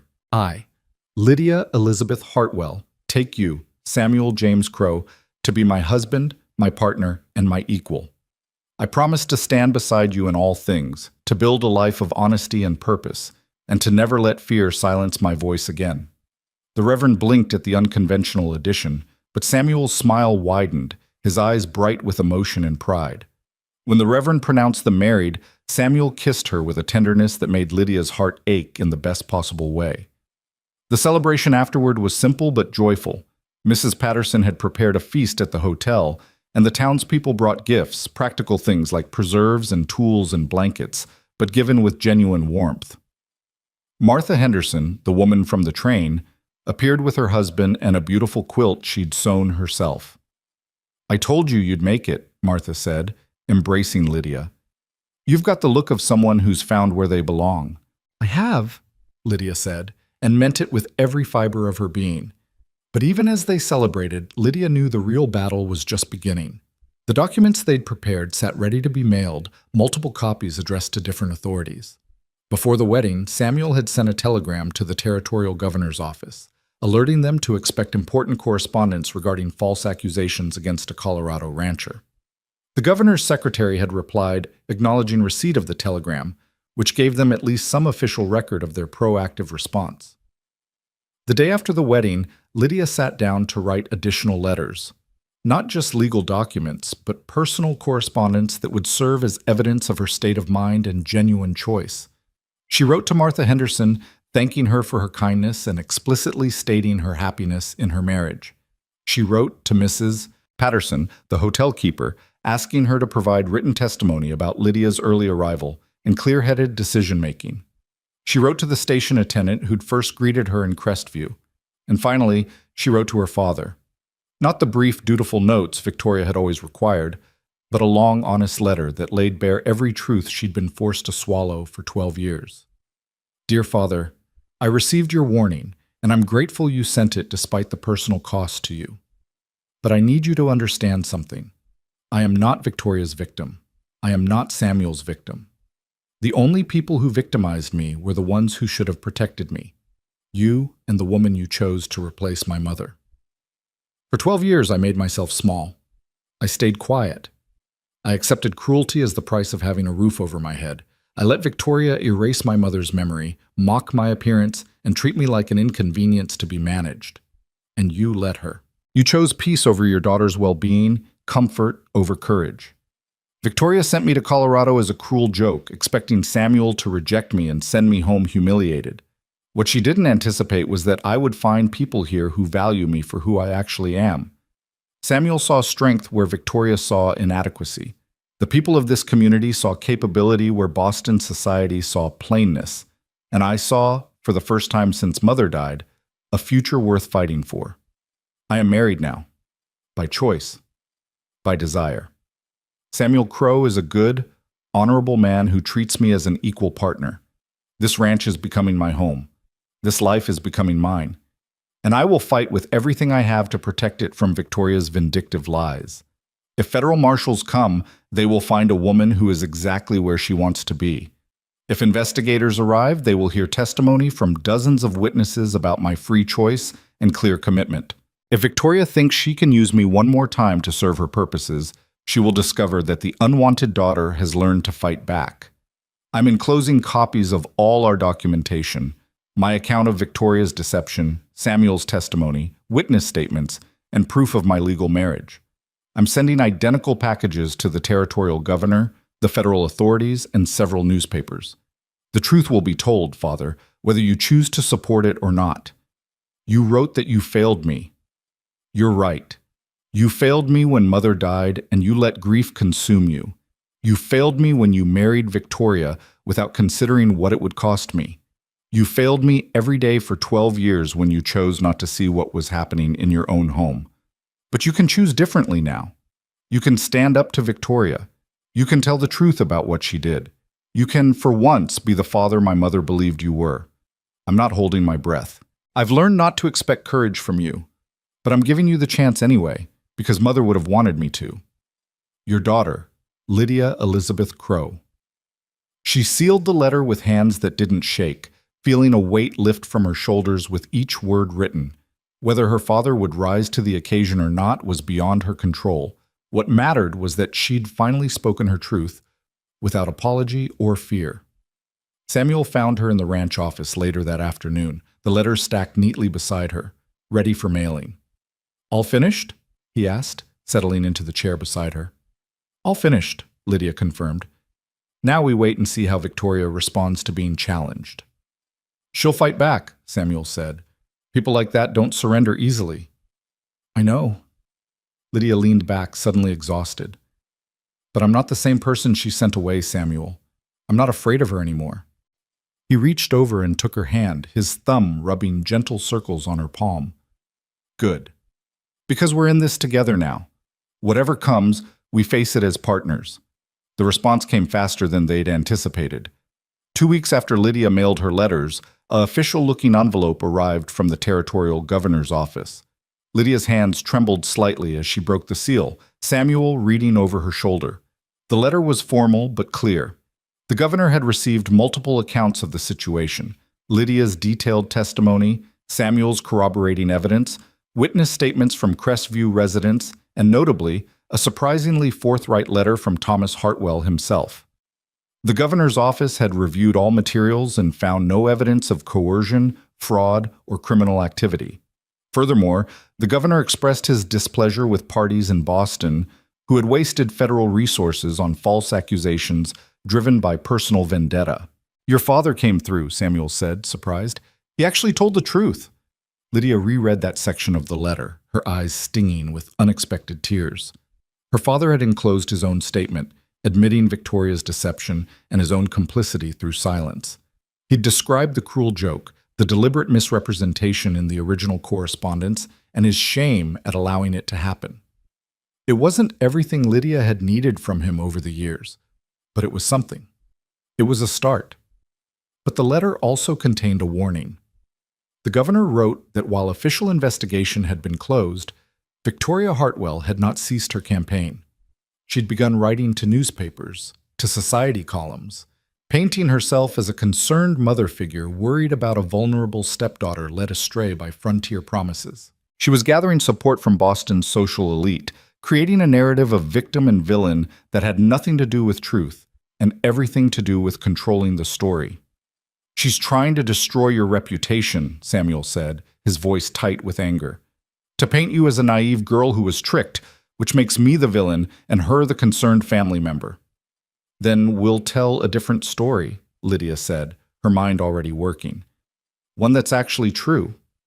Over the next several days, Lydia crafted something she'd never imagined writing, an account of her experience intended for publication. Not a legal document, but a narrative that laid bare Victoria's cruelty and Lydia's triumph over it. She wrote about growing up as the unwanted daughter, about 12 years of systematic diminishment, about being sent west as a joke and finding instead a life of purpose and partnership.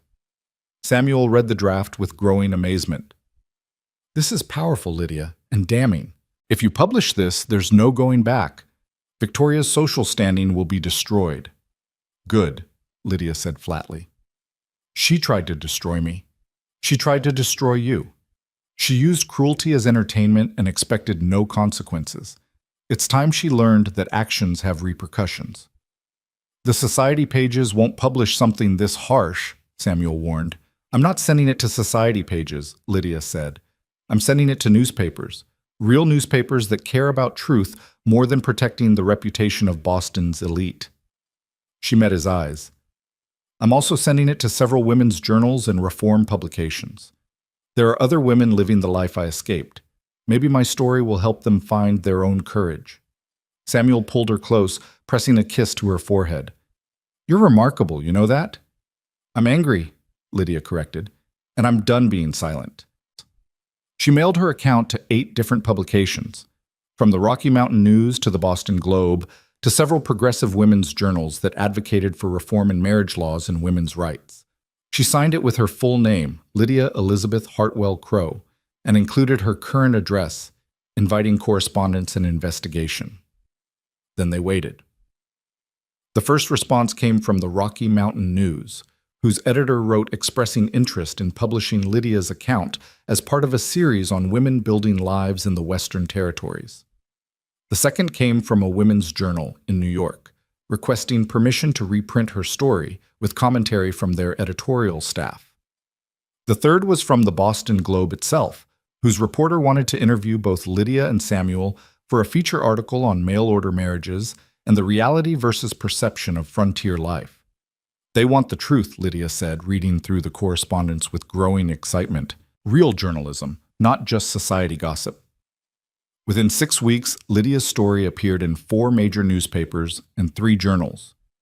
The Rocky Mountain News published it with an editorial praising her courage and condemning the social systems that allowed such cruelty. The Women's Journal framed it as an example of how marriage could become a tool of oppression when women lacked legal and financial independence. The Boston Globe ran a feature that included interviews with several Hartwell family acquaintances who, granted anonymity, confirmed Victoria's treatment of Lydia and expressed relief that the girl had escaped. The impact was immediate and devastating for Victoria. Letters began arriving at the ranch from women across the country, sharing their own stories of cruel families, impossible expectations, and the courage it took to choose different paths. Some had escaped to the frontier like Lydia. Others had found freedom through education or profession, or simply refusing to marry men their families selected. Each letter was a testament to shared struggle and the hunger for lives lived on their own terms. But the letters that mattered most came from Boston. Thomas Hartwell wrote that Victoria's social standing had collapsed virtually overnight. Former friends refused her invitations. Charitable organizations removed her from their boards. Society hostesses crossed her name from their guest lists. The revelation of her cruelty, corroborated by too many sources to dismiss, had made her a pariah in the very social circles she'd valued above all else. Cecilia, according to Thomas, had been forced to withdraw from several engagements as young men reconsidered allying themselves with a family tainted by scandal. The beautiful daughter's prospects dimmed as Boston society reconsidered whether beauty compensated for association with documented cruelty. And Victoria herself, facing the destruction of everything she'd worked to build, had finally broken her silence.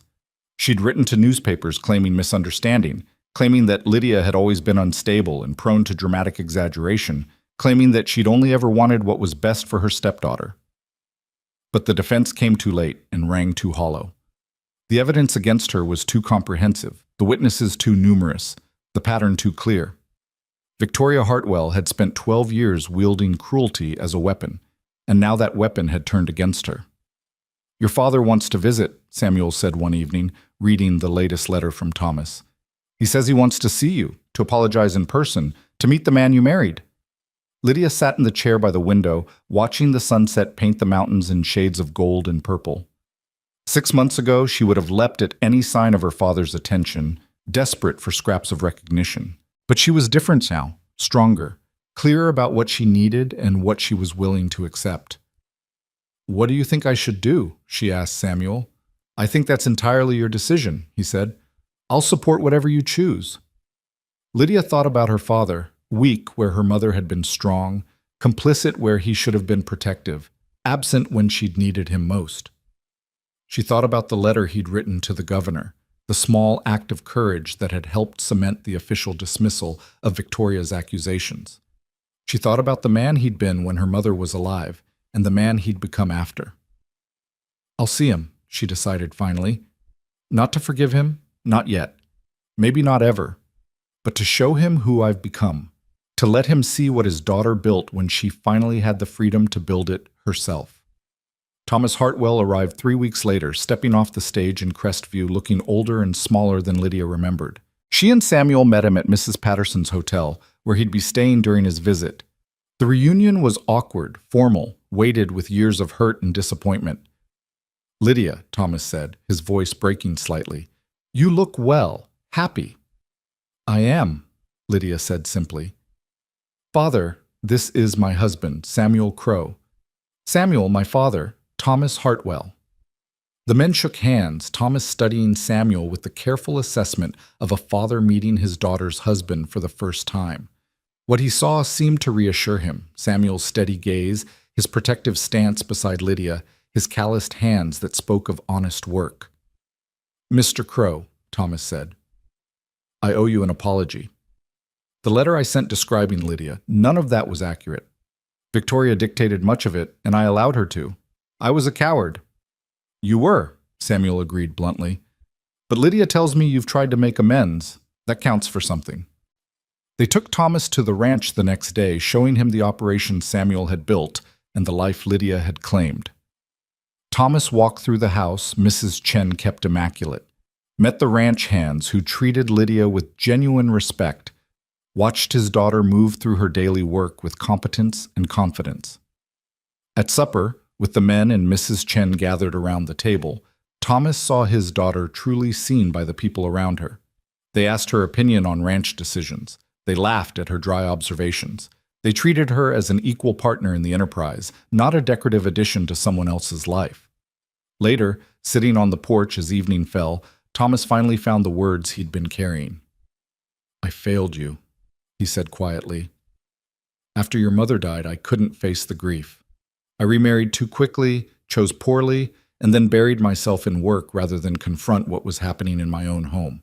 I told myself you were fine, that Victoria was giving you a mother's guidance, that I was doing what was best. But the truth is, I was protecting myself at your expense." Lydia listened without interrupting, giving him the space to finally speak his truth. "When Victoria proposed sending you to Colorado, I knew something was wrong," Thomas continued. "But I convinced myself it might be good for you, a fresh start. I didn't ask enough questions. I didn't protect you. And when she started spreading lies about Mr. Crow, I almost let her do it, almost stayed silent again." "But you didn't," Lydia said. "You wrote to the governor. You told the truth." "Only after reading your letter," Thomas admitted. "Only after you showed more courage than I'd ever managed. You shamed me into doing what I should have done 12 years ago, standing up for my daughter." Silence stretched between them, filled with the sounds of the ranch settling for the night. Finally, Lydia spoke. "I can't forgive you yet," she said honestly. "Maybe someday. But right now the wounds are still too fresh.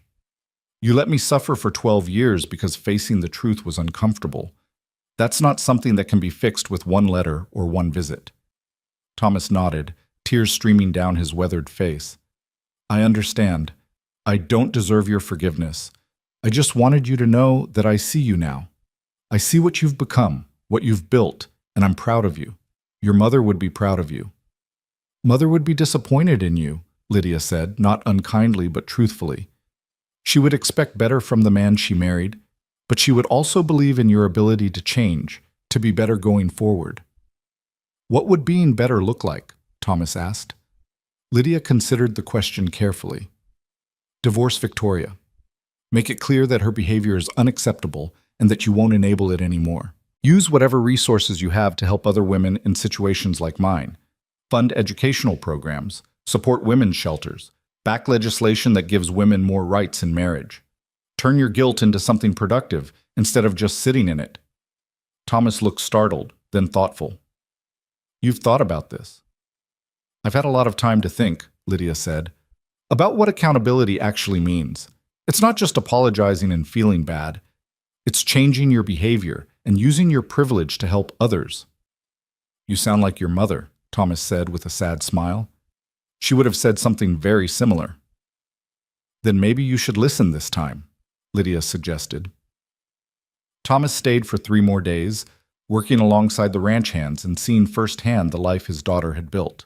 He watched her treat a horse's injury with Thomas White Elk, watched her manage the household accounts with impressive competence, watched her and Samuel work together with the easy partnership of true equals. On his last evening, sitting once more on the porch, Thomas made Lydia an offer. I've rewritten my will, he said. Everything goes to you. The house, the business interests, the investments, all of it. Cecilia will receive a modest allowance, and Victoria will receive what the law requires for a surviving spouse and nothing more. Lydia stared at him. Father, I should have done this years ago, Thomas interrupted. You're my daughter, my only child with Elizabeth. You should inherit what we built together. And if you choose to use it to fund the kind of work you described, helping women escape situations like yours, then even better. I don't want the money, Lydia said slowly. I don't need it. I have everything I need here. Then use it to help others who aren't as fortunate, Thomas urged. Please, Lydia, let me do this one thing right. Lydia looked at Samuel, who'd been sitting quietly through the conversation. He nodded slightly, leaving the decision to her. I'll accept it, Lydia said finally, but with conditions. I want formal documentation that makes it clear this is my inheritance from my mother's marriage to you, not some gift motivated by guilt. I want it structured so that Victoria can't touch it or contest it. And I want your public commitment to the work I described, supporting women's rights, funding education, backing real reform.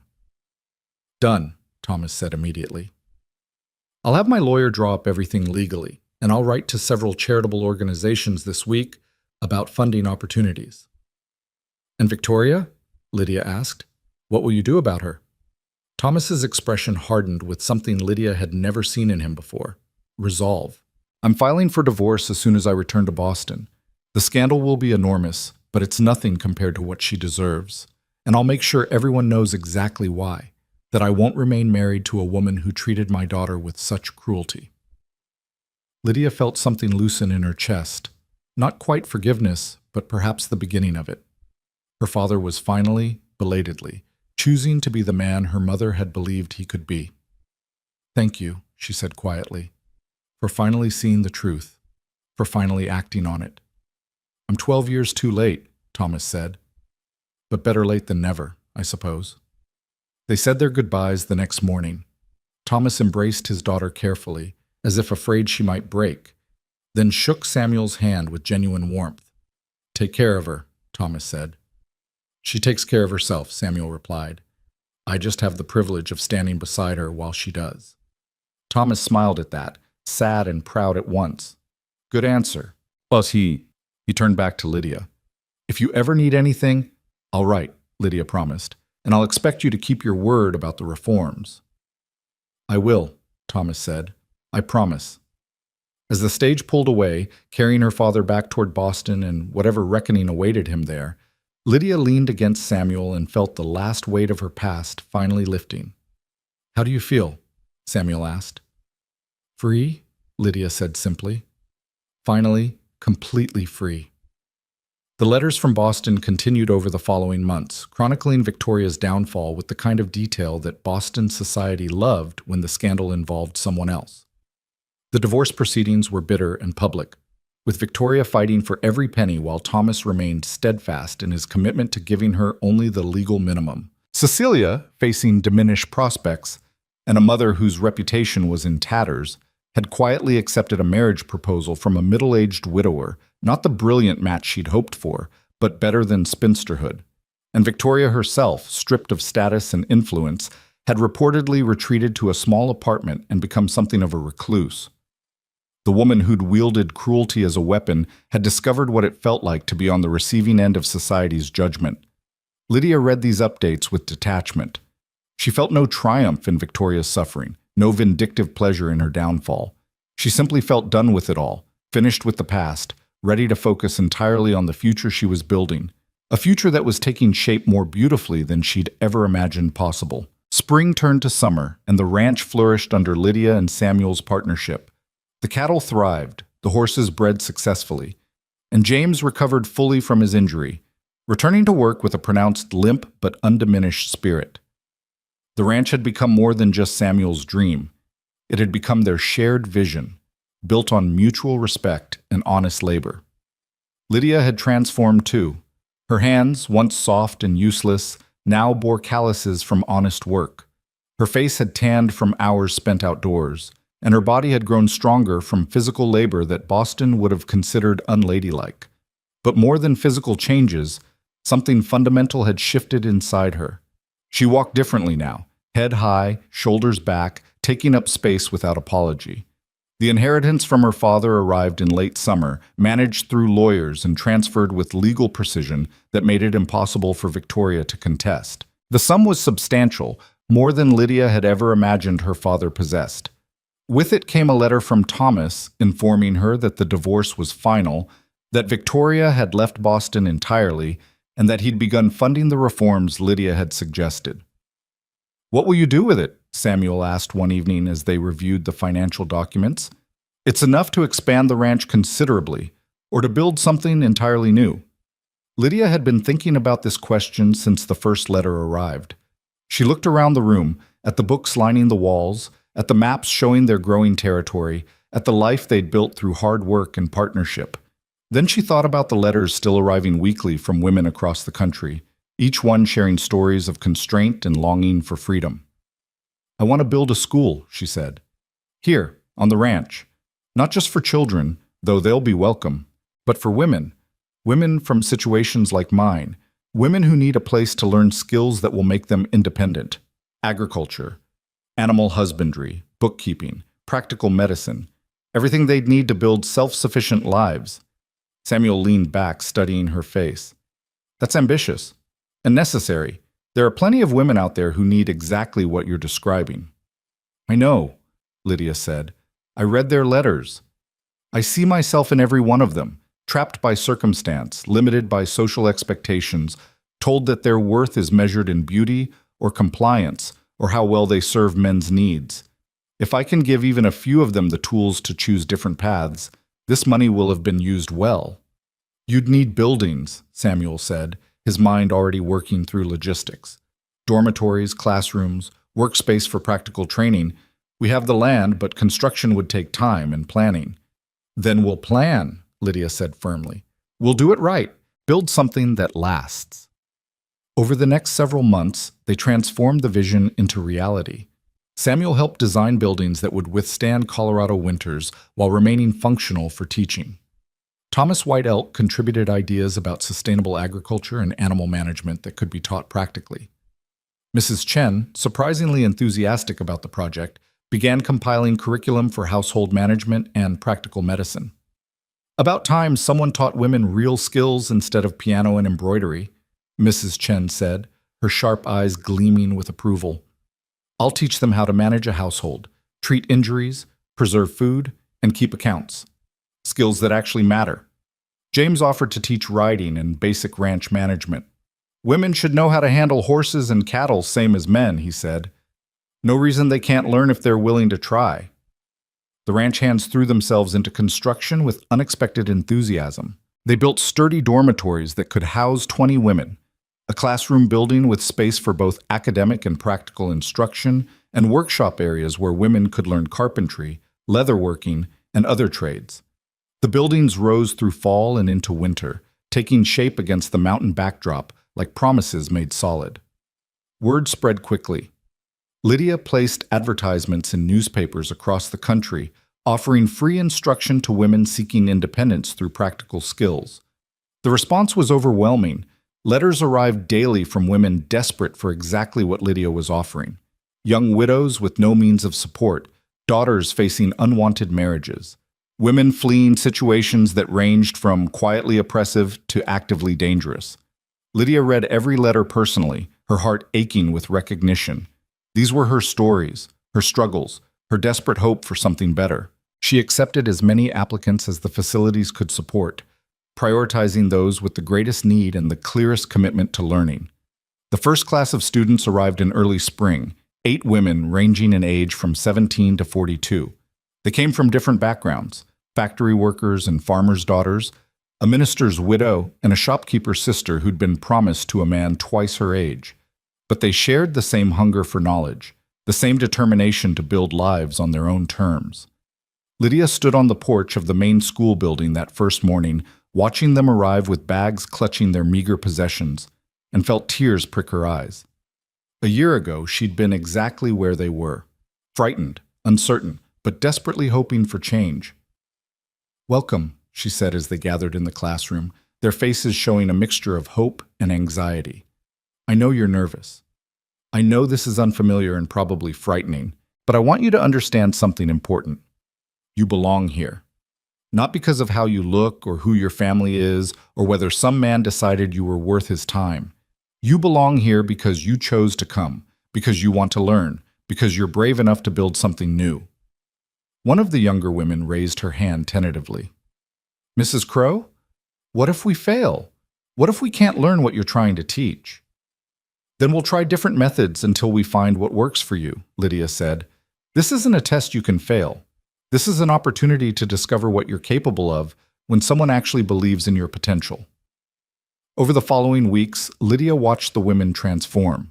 They learned to ride horses under Thomas's patient instruction, some of them terrified at first, but gradually gaining confidence. They studied bookkeeping and account management with Lydia, discovering they could understand numbers and business as well as any man. They learned animal husbandry, practical medicine, carpentry, and agricultural management. Mrs. Chen taught them to cook for efficiency rather than elegance, to treat injuries without fainting, to manage households with competence and authority. But beyond the practical skills, something more profound was happening. The women were finding their voices. In evening discussions, they shared their stories, the cruelties endured, the dreams deferred, the quiet desperation of lives lived for others' approval. And in sharing, they discovered they weren't alone. They began supporting each other, challenging each other, holding each other accountable for taking up space and refusing to shrink.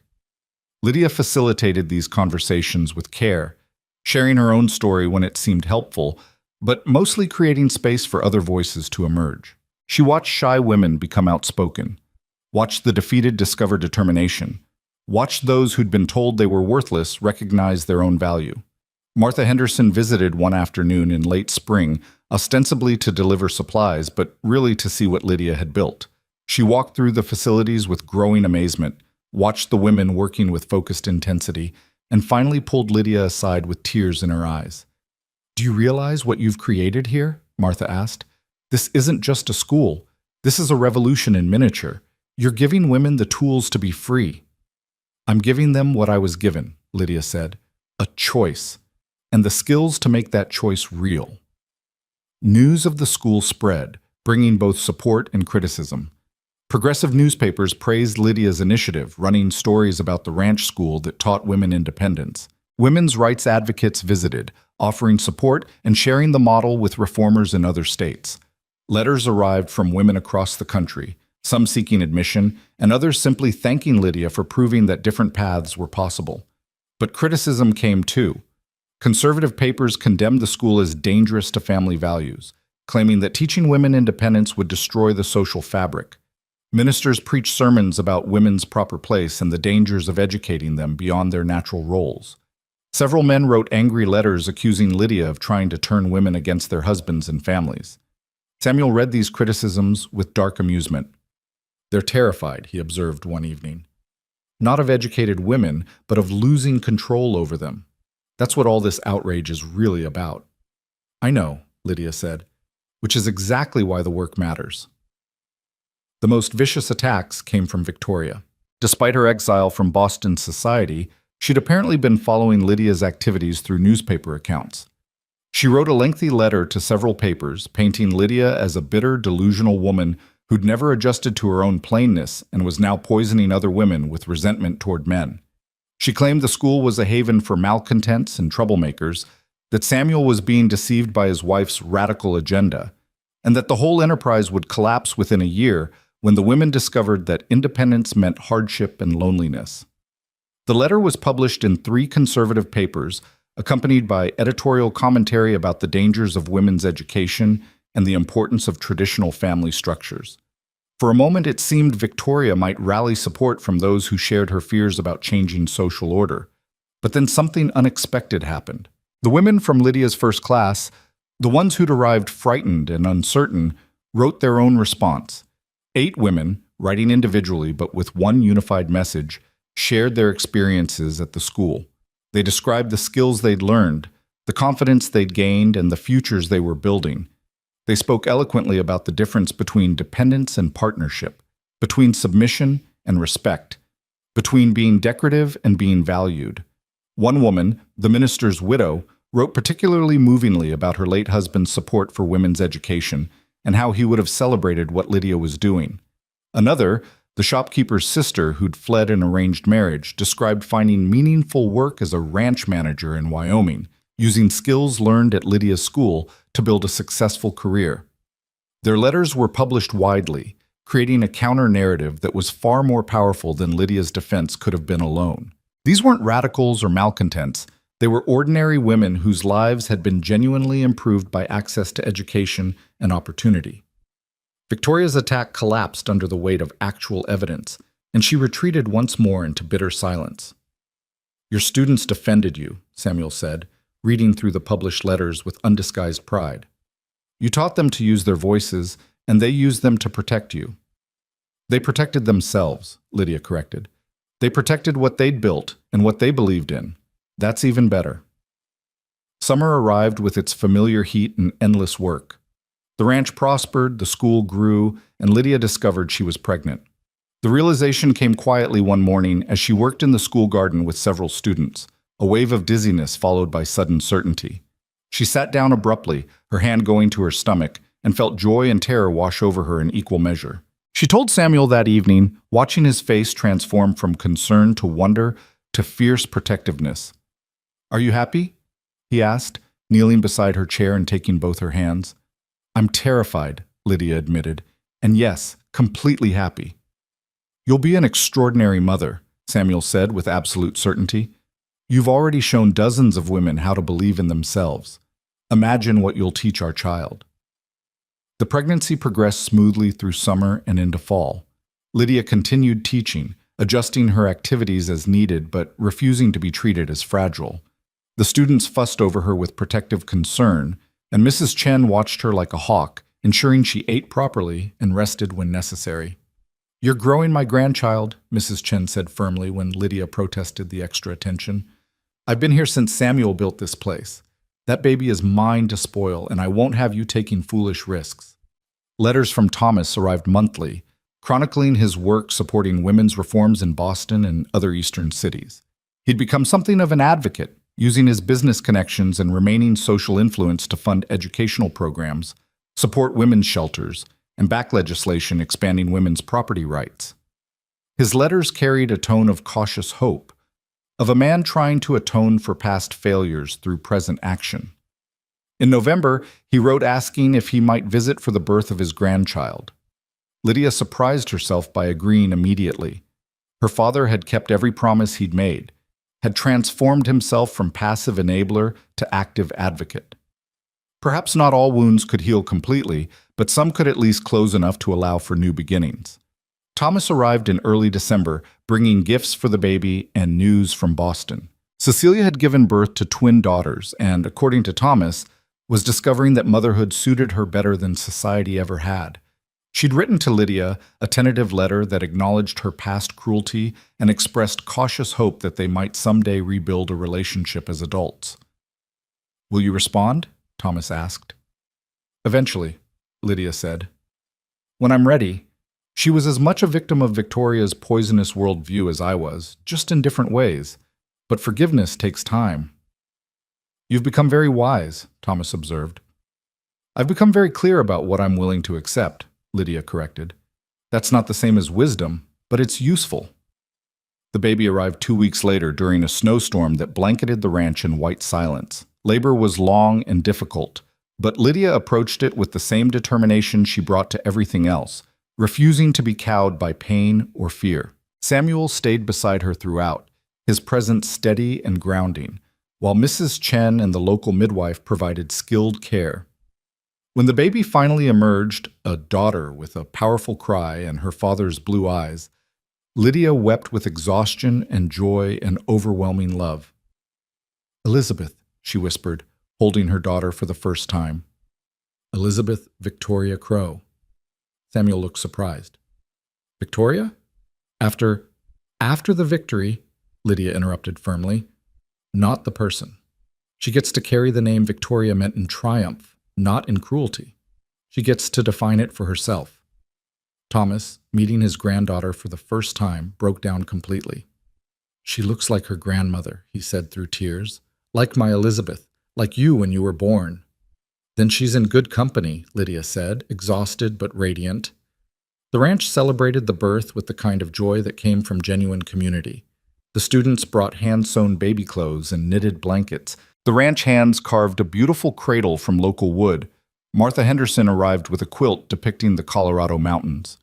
Mrs. Chen presented a silver cup engraved with the baby's name and birth date.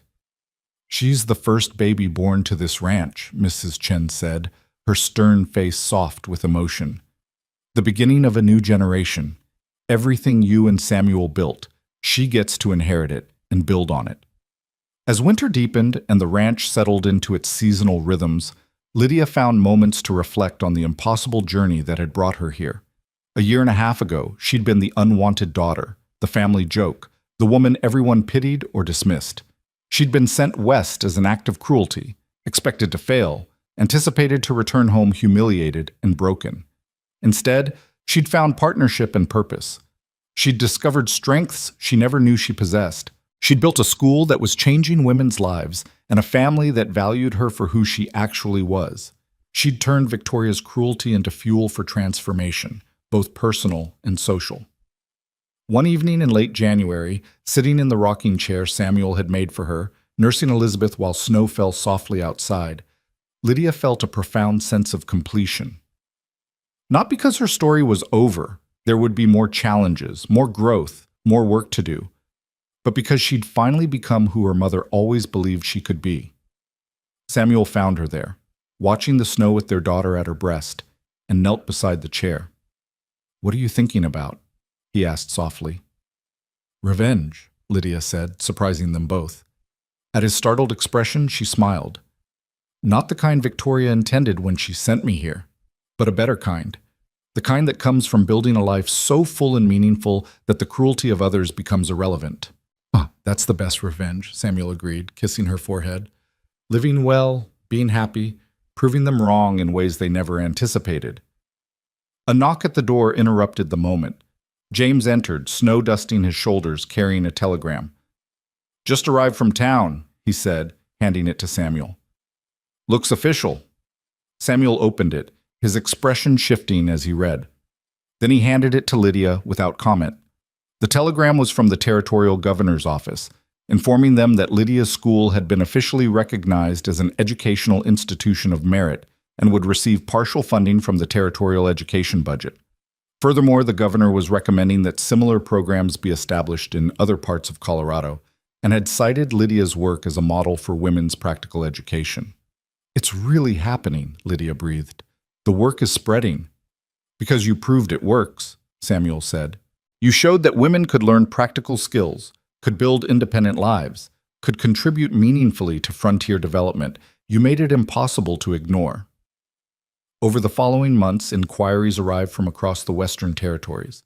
Women interested in starting similar schools wrote seeking Lydia's advice. Reformers asked her to speak at conferences and contribute to publications about women's education. Several territories began developing legislation to support practical education for women, using Lydia's program as their template. The school itself continued to grow. A second class of students arrived in spring, then a third in summer.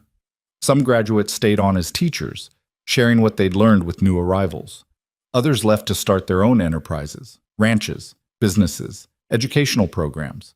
Each one carried forward the lesson Lydia had taught them, that their worth was intrinsic, that their voices mattered, that they had the right to build lives of purpose and dignity. Letters arrived periodically from Victoria, forwarded by Thomas. They started angry and accusatory, blaming Lydia for her social exile and demanding compensation for the damage to the Hartwell name. But as months passed, the tone shifted. The last letter, arriving in late summer, carried a different quality. Not quite apologetic, but perhaps approaching recognition. Victoria wrote that she'd been forced to support herself through sewing and dressmaking, work she'd always considered beneath her station. But in doing that work, she'd discovered something unexpected: competence, pride in skills well executed, the satisfaction of earning her own money rather than depending on a husband's generosity or society's approval. She didn't apologize for the cruelty she'd inflicted on Lydia. Perhaps she couldn't, but she acknowledged, in her own twisted way, that being forced to develop practical skills had given her something she'd never had in Boston society: genuine self-sufficiency. "Do you think she's changed?" Samuel asked, reading over Lydia's shoulder. "I think she's beginning to understand what I learned the hard way," Lydia said. "That being useful is more satisfying than being ornamental. But understanding doesn't erase 12 years of cruelty. I can acknowledge her growth without forgiving her past." "Fair enough," Samuel said. They never responded to Victoria's letter. Some chapters, Lydia decided, were better left closed. Elizabeth grew rapidly, thriving in the ranch's clear air and surrounded by people who adored her. She learned to walk among the students, who took turns entertaining her and teaching her simple tasks. By her second birthday, she could name all the horses and most of the cattle, could identify edible plants in the garden, and had developed her mother's habit of asking endless questions about how things worked. "She's going to be a force of nature," Mrs. Chen predicted, watching Elizabeth interrogate a ranch hand about why horses needed shoes. "Just like her mother." Thomas became a regular visitor, arriving each summer to spend time with his granddaughter and see the continued expansion of Lydia's work. He'd grown older, but stronger somehow, as if shedding Victoria's influence had freed him to become the man he'd always had the potential to be. He and Lydia rebuilt their relationship slowly, carefully, on foundations of honesty rather than obligation. Cecilia wrote occasionally, her letters growing warmer over time. She'd developed a genuine passion for education, establishing a small school for working-class girls in Boston and crediting Lydia's example as her inspiration. The beautiful daughter who'd once mocked Lydia's plainness had discovered her own purpose, and it looked remarkably similar to what her stepsister had built. "Do you think you'll ever see her again?" Samuel asked when one of Cecilia's letters arrived. "Maybe," Lydia said, "when enough time has passed, when we're both different enough from who we were that we can meet as equals rather than as victim and tormentor." 5 years after arriving in Colorado as a cruel joke, Lydia stood at the entrance to her school and watched the sunset paint the mountains gold. The buildings had expanded to accommodate 50 students at a time. 3 graduates had started their own schools in different territories. The territorial legislature had passed laws supporting practical education for women, citing Lydia's program in their official documentation.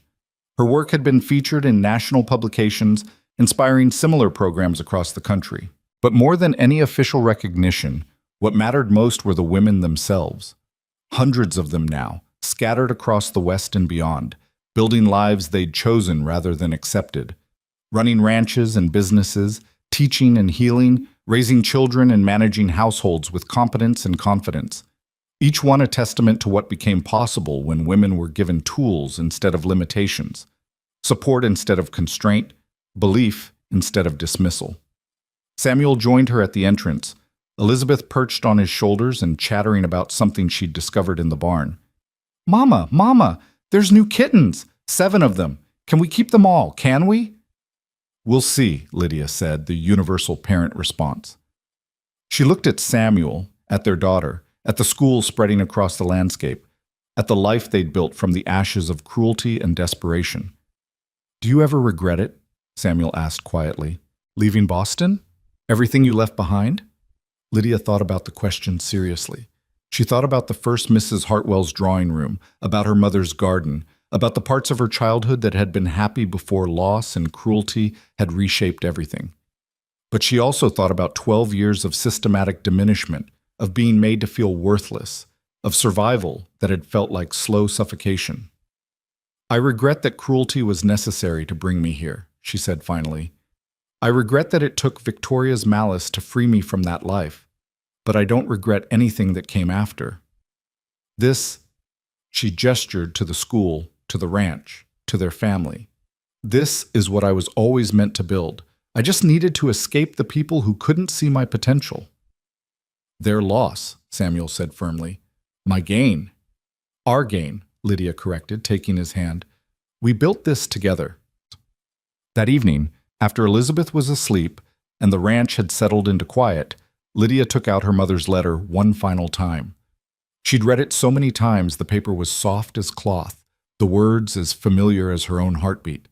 But tonight she read it with new understanding.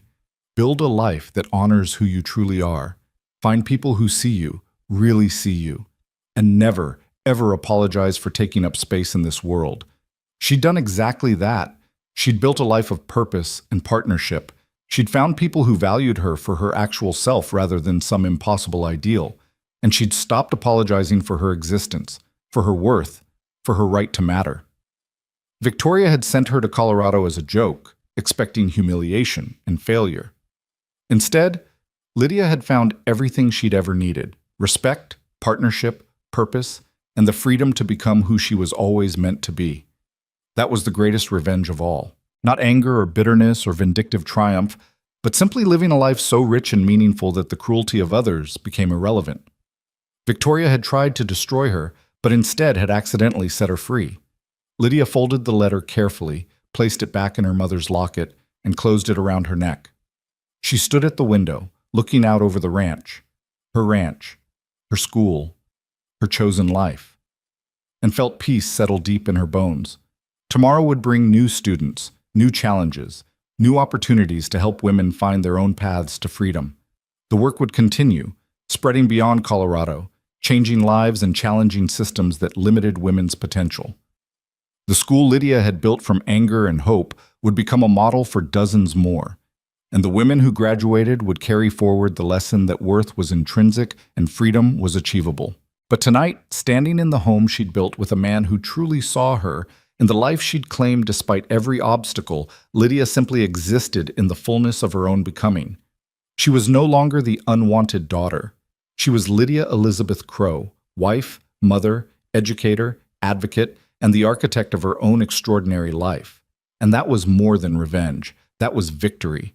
The mountains stood silent in the darkness beyond her window, eternal and unchanging, witnesses to every transformation and every new beginning. And Lydia, who had come to them broken and desperate, smiled at her reflection in the glass and saw a woman she finally, completely recognized. Strong, valuable, free.